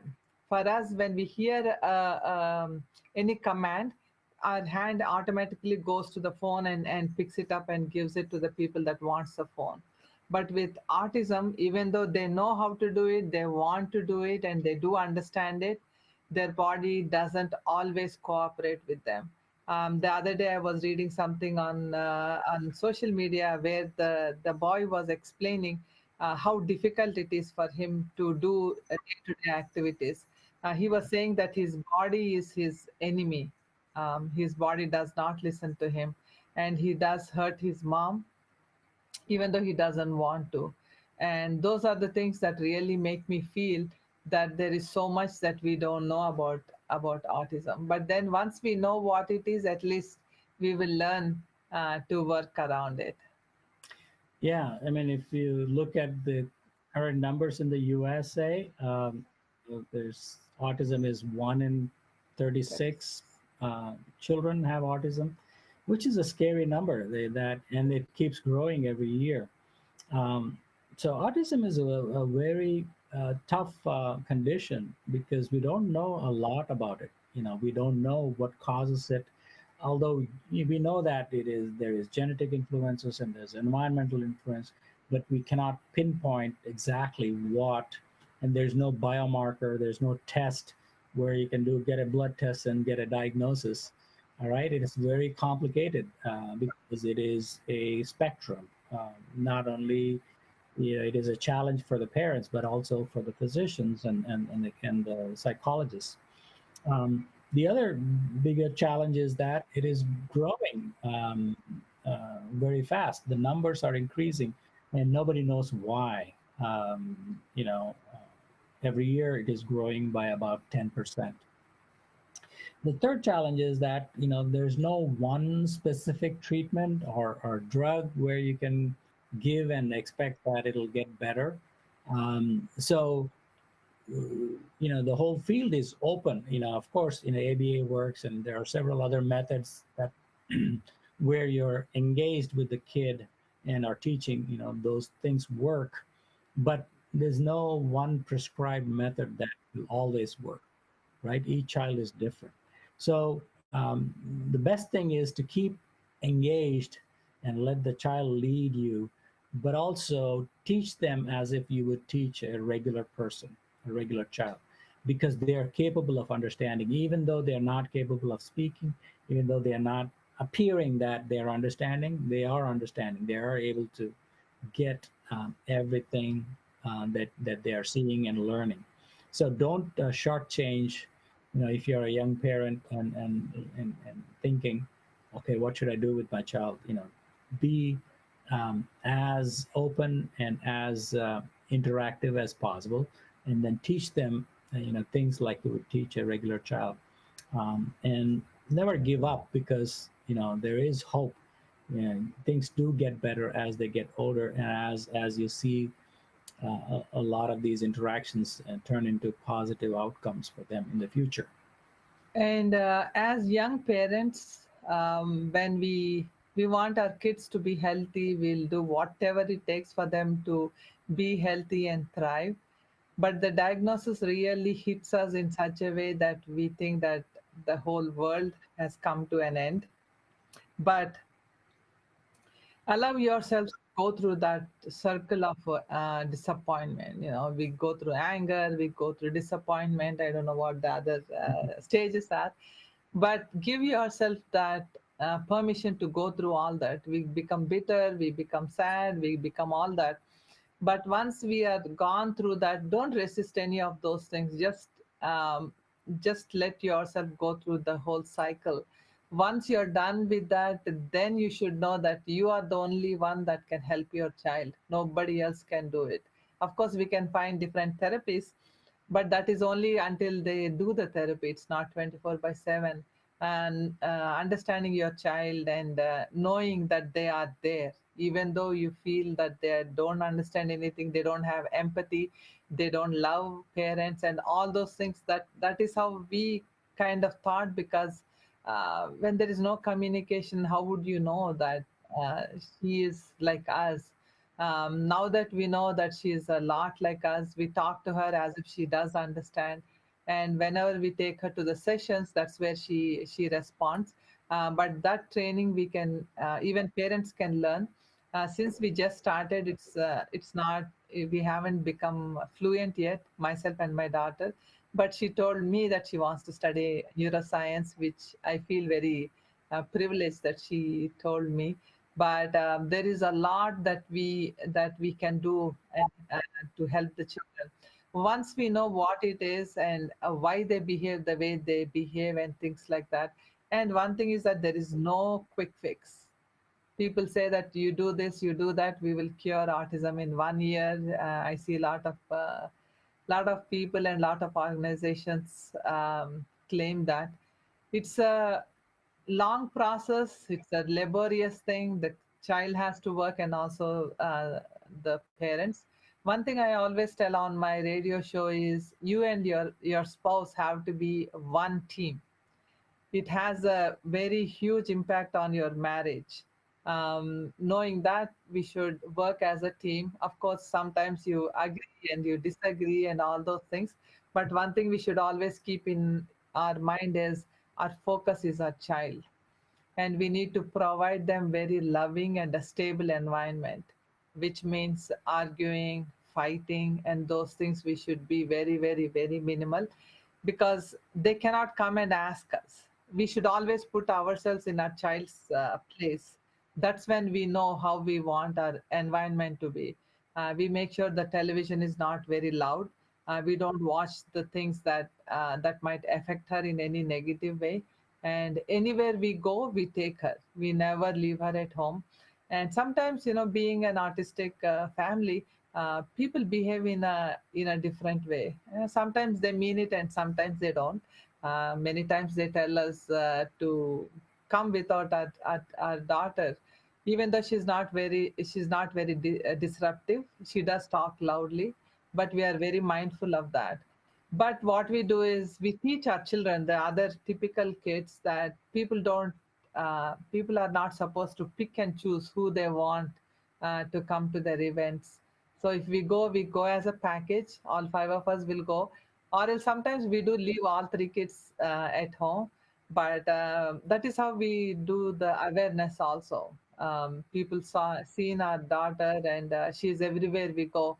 We take her to movies. We go to India. Now that pandemic has come, we don't travel often, but anywhere we go, she comes with us. And one day we asked her, "How do you like about traveling?" And she said, on the board, she said it's excruciating.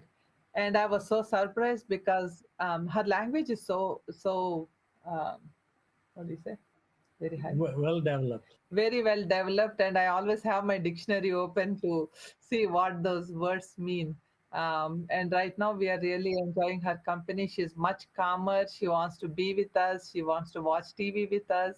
And she told us that she's more American than Indian. And she's very appreciative of us. And we didn't know all those things. We didn't know that it really matters to her if we were there or not. Even if we transition her, I would always ask my husband, would she ever miss us? Because we will be transitioning her. And now she says that she doesn't want to move because she's not sure how her caregivers will be able to take care of all the typical worries that anybody else would have. She's a child that we never thought that we had before, and we just figured out like almost a year or a little more than that. And if you want to follow her, she's everywhere.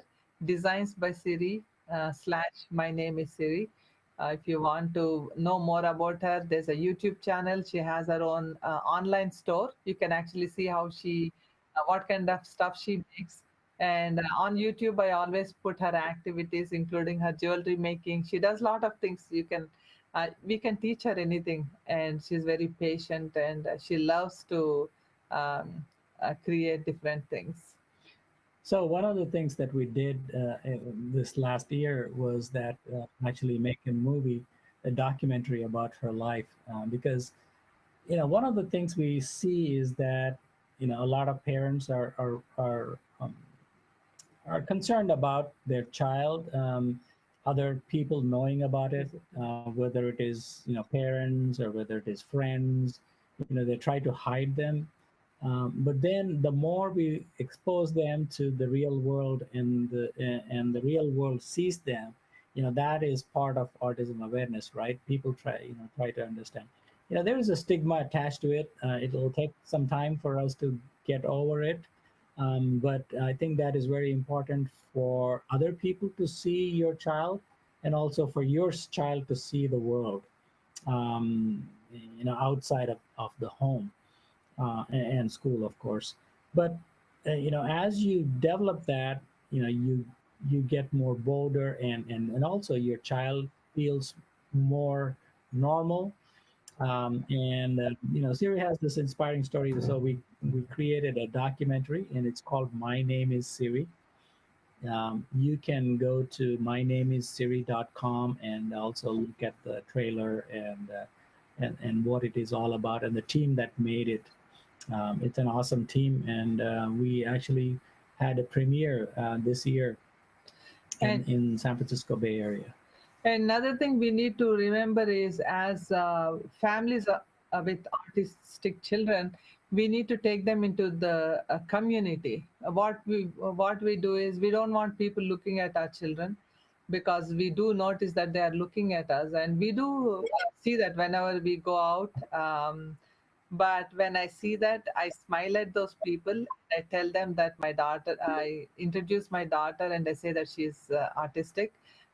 She cannot speak, but she understands everything, and she makes jewelry. She can skate. I mean, now I talk about the board communication, but what we need to do is, we need to let people know why they are behaving the way they are behaving, because she has autism. That is how they would know. If not, yes, people will look, because of course they do behave differently. Or when we ask her a question, her voice is so loud that suddenly people, excuse me, get they kind of suddenly look at her to see what's going on. But we need to educate people. The more we talk about it, the more we take our children out, it will become more normal. Most parents, we feel uncomfortable. Actually, I need to give credit to my husband, because he takes her everywhere he goes. But yeah, I think mainly your kids need to know that you're proud of them no matter what. And that's what actually gives them that confidence. Tell them that's fine. You have that condition called autism, and the way you behave, it's not because of you, because of the condition you have. And same thing with the other siblings also. We need to tell them that we do all these things with the special needs child because she needs it. Our middle child, Vamsi, he would say when he was very young, Mom, I wish I had some autism. And I would ask him, why do you need autism? He would say that I love my daughter a lot more than others, because I spend a lot of time with her. So he would say that if he also has it, he used to say that I would spend time with him. So I would tell him that if he wants something, he comes to me, but my daughter doesn't. So I need to pay more attention. And now that they are all grown up, they are very appreciative, because we were very transparent from the beginning, telling them about their sister and what they should do and what they should not be doing to help her. We always tell her to treat her, to love her like a youngest sister, but then respect her as an eldest sister. So we have to keep talking about her to the siblings, and we need to talk about our children to the family and our friends. Instead of keeping them away from the community, we should take them in as much as possible. So one of the things that, by the way, if you have any questions, please, enter in the chat in the last few minutes that we have. I would be happy to answer any questions. So, if you're interested in knowing more about the machine that we showed you, go to siricatherapeutics.com, SIRICA, siricatherapeutics.com, where we are trying to gather people and also run some studies to make sure that we are designing it the way it would work and also be useful for many. And of course, you can connect with me on LinkedIn. My name is Yuli K. Chetipalli, and I'm on LinkedIn. And Swati is on Facebook. Yeah, everything is designed by Siri. If you are wondering what the board communication is, there are two methods of it. One is spelling to communicate, and there's another one, rapid prompting method. If you look up online, you will find Soma is the lady who actually came up with this method of communication. And even if they are very young, take them to different practitioners. It's all on internet. You can look up iasc.org, I think. I hyphen. What you need to do is always have a positive attitude. Don't compare your kid with typical kids. The way I keep myself encouraged is I compare her with herself from last year. I never have any, I don't compare her with anybody else. Looks like our time is over. Yeah, thank you very much for giving us an opportunity. Thank you, Shannon, and thank you, Autism Live team, for giving us this opportunity to be able to, participate in this podcastathon. And good luck to everybody that is doing this, and all the audience that are going through some, these challenges that are, I would say difficult, but they are not impossible. Not impossible to get over. Yeah. So best wishes to everyone, and thank you for the opportunity. Yes, we will stand by here until the next talk. The next podcaster will come on. And also we thank all the podcasters, because what they're doing is a very great service to the community, which is very much needed. The more we talk about it, the more we talk about potential solutions, and the more we talk about our own kids and how they are doing, it's always encouraging for younger parents and younger families. So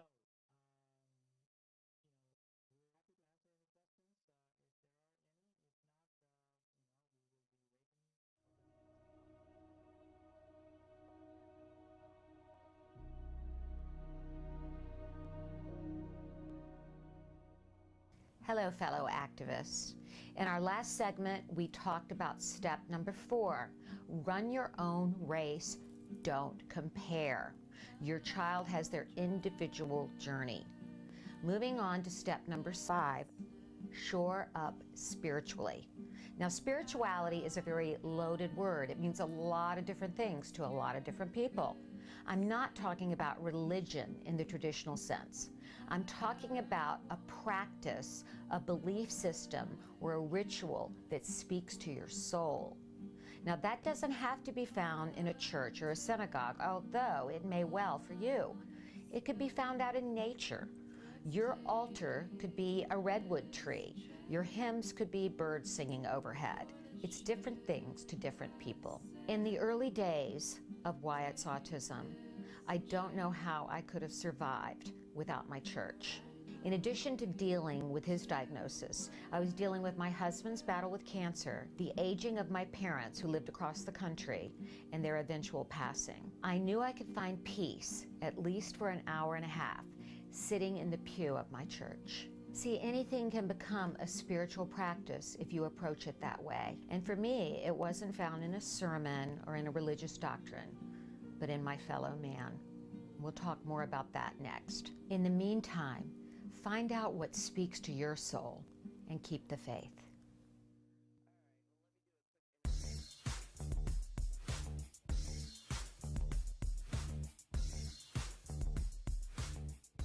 Parent to parent, we're always looking to build our child's language skills, aren't we? Here are a few quick tips, ways that we can help to do that. The first thing is to be brief and specific with our language. The next thing is to repeat. Just like in Dr. Seuss, use the same words and do them over and over and over again. The next thing to do is to make sure that whenever your child wants something, you make them request for it. And the last most important thing is to reward approximations. They're not going to get it right the first time. They might even not get it right the third time. But whenever our child is trying, we want to make sure that we reward those approximations so that they want to do more of speaking and communicating. If we use these easy tips, we can help to build our children's language.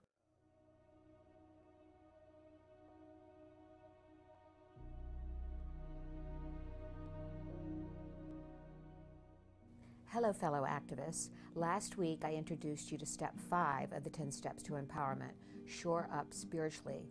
Let's talk more about finding ways to do that, how to find out what lifts your spirit, feeds your soul, and make it a practice. That practice is different things for different people. It could be the practice of meditation, of prayer, of community worship, or serving others. But it's the practice that will give you hope and faith and strength for the journey ahead, for the marathon journey of raising a child with autism.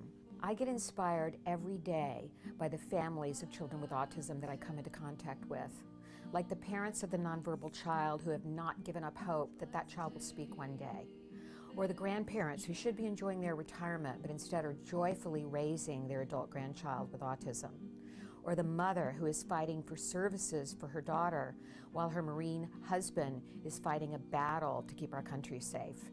They all inspire me. My grandmother, Diddy, who is an angel who still guides me every day, had this quote inscribed in her Bible: "I sought my soul, but my soul I could not see.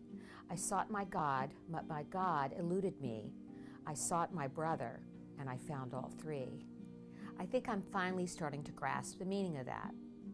So feed your soul, lift your spirit, and until next time, keep the faith.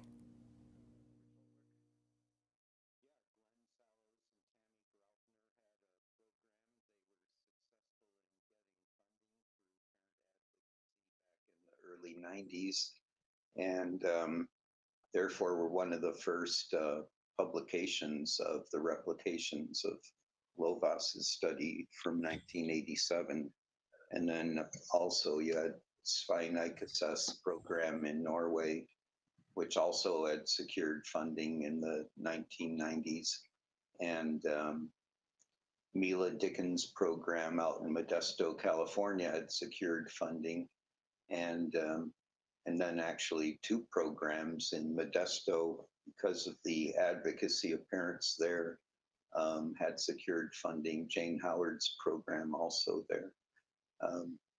So those were the first early publications of high quality intensive early intervention as a result of the NIMH study that was funding research into whether anybody could replicate what Lovas had published in 1987.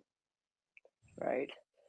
Yeah, I love that we're having this conversation because there's some weaving to do about the history of ABA and the definition of outcomes for ABA and what Lovas set off to do. And then as we have become more informed with our data and information, the concept of what an optimal outcome for an individual with autism might be.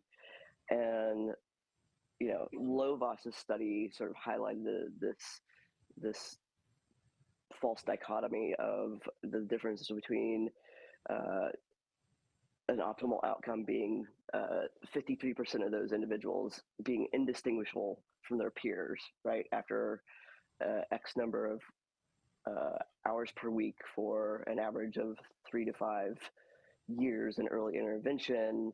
You know, that was one way of looking at what ABA as a treatment could do for individuals who were diagnosed with autism. But that was 50 years ago, 60 years ago at this point, right? And so now we're thinking about outcomes differently and understanding neurodiversity differently, and are changing the way that we are thinking about ABA as a treatment differently. And so, you know, the reason I wanted to get up at 5 o'clock in the morning and talk about sleep issues is because every single parent that I have ever interviewed when they come into a clinic, into one of my clinics, beyond can you get him to communicate better, and I say him because statistically it was more boys than girls, beyond can you get him to communicate better, the next 3 questions they always asked were, can you get him to eat more foods, more than 5 foods, whatever it was? Can you toilet train him? And can you get him to sleep better, right?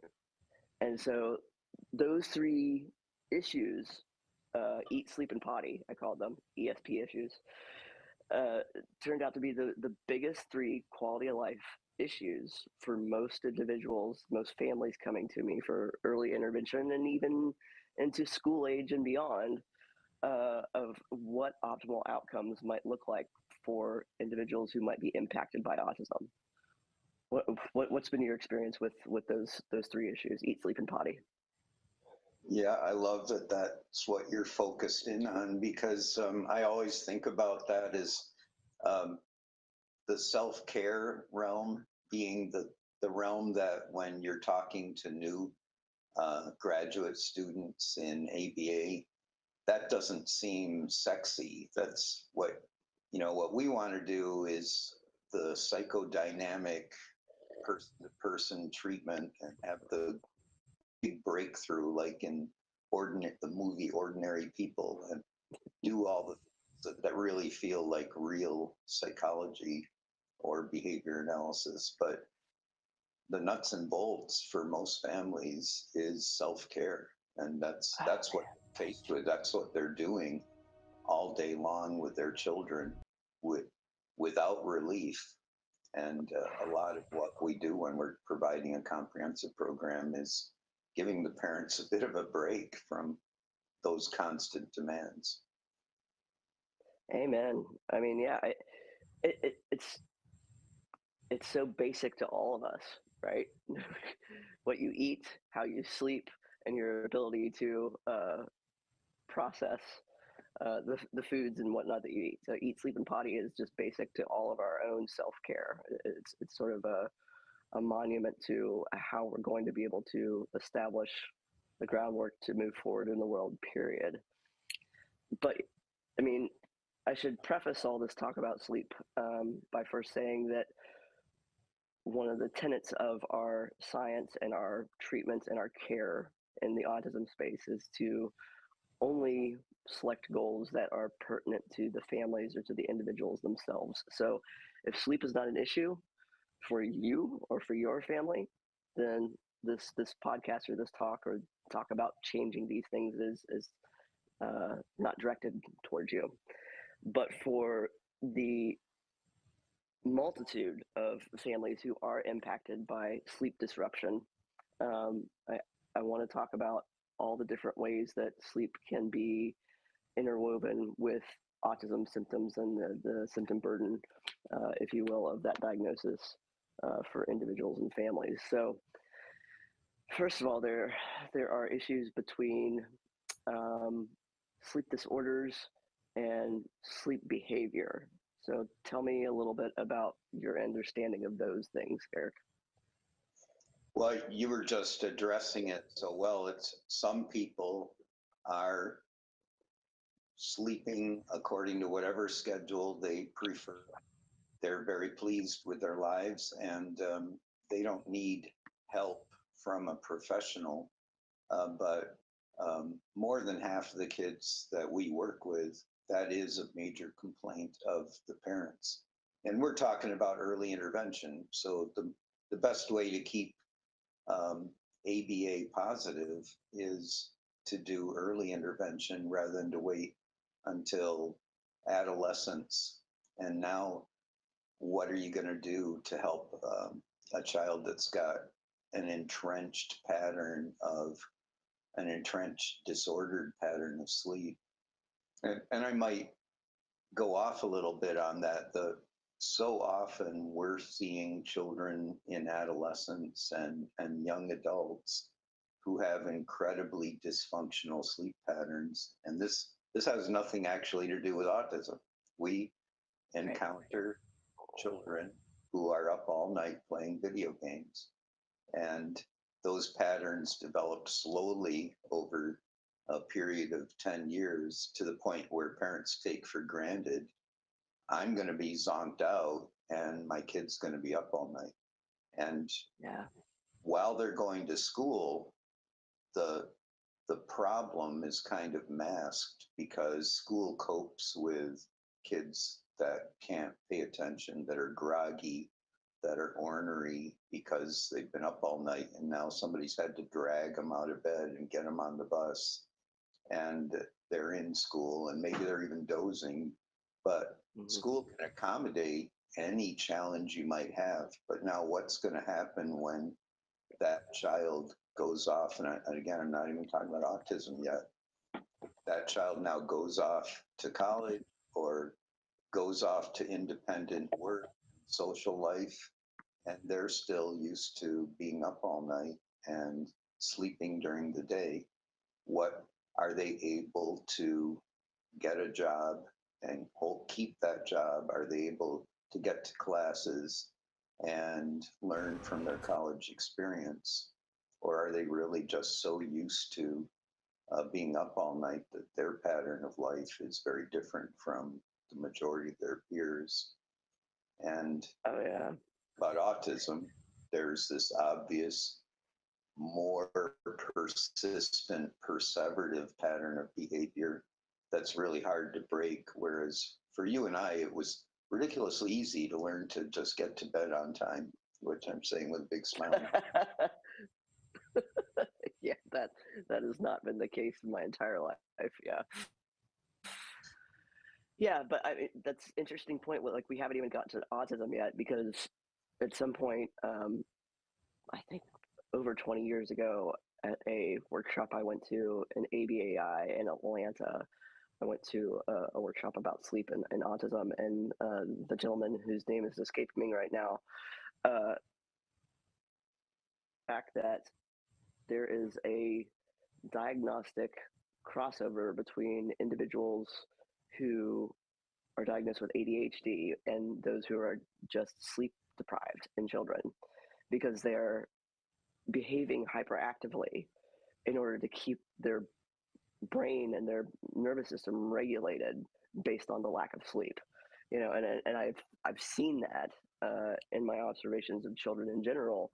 The kids that have not had their naps on time, right? Typically developing neurotypical children, toddlers, etc. They haven't had their naps on time, and you see them getting more and more wound up, right? And just impulsive and grabbing all the things in their environment because they're not on their correct sleeping schedule, right? So if we extrapolate that to individuals whose neurology might be different even further, what is that going to do to their behavior, right?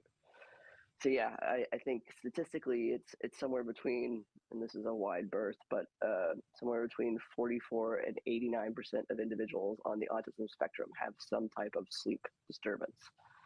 And so there is, again, the difference between a sleep disorder and a sleep behavioral issue is can't sleep versus won't sleep, right? So you've got disorders that go into parasomnias, sleepwalking, night terrors. What else? What else am I missing here, Eric? There's other types of sleep disorders that I can't think of that are a legitimate medical diagnosis versus a behavioral issue. And so it's important that we parse out, as we talk about these sleep issues, that you get a medical rule out first before anything is actually addressed behaviorally, so that you're actually treating the correct symptom or issue that's going on in the household. Right. Yeah, but a hallmark of ABA treatment is to look at whether there's something biological that should be addressed first.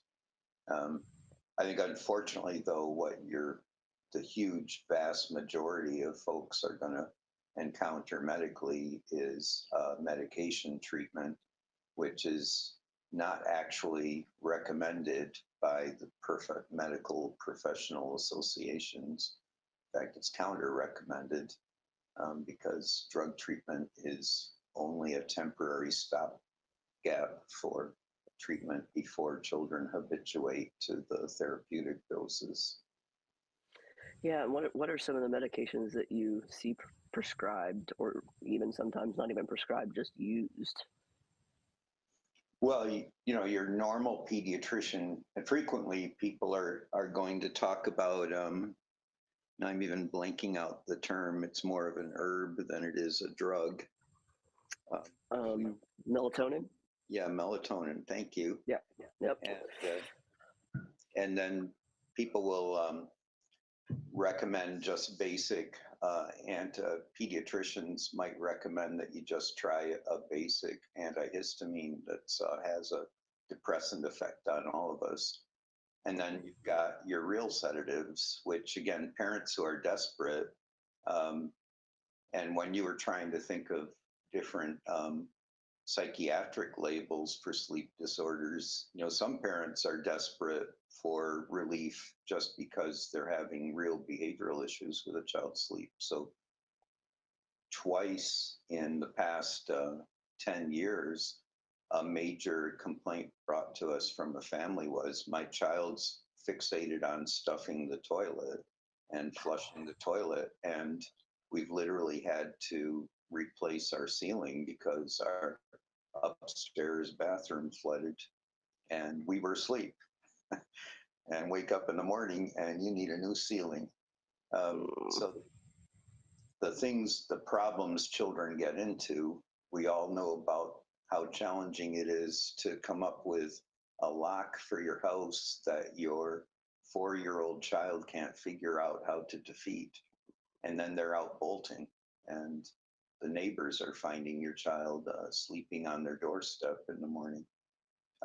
These are regular complaints that parents bring to us, and the safety of a young child that doesn't have self-preservation skills is a major issue in autism. Yeah. Yes, I mean, so many parents I've worked with throughout the years, they have children that are either difficult to get to sleep or to stay asleep. So there's sleep onset, and then there's sleep maintenance. Two different types of disturbances within just regular sleep behavioral issues, not even talking about disorders. And, you know, a lot of families end up co-sleeping, which there's absolutely nothing wrong with, unless it is no longer preferable to the family, right? So I've worked with families that have teenage children that are still co-sleeping in the parent's bed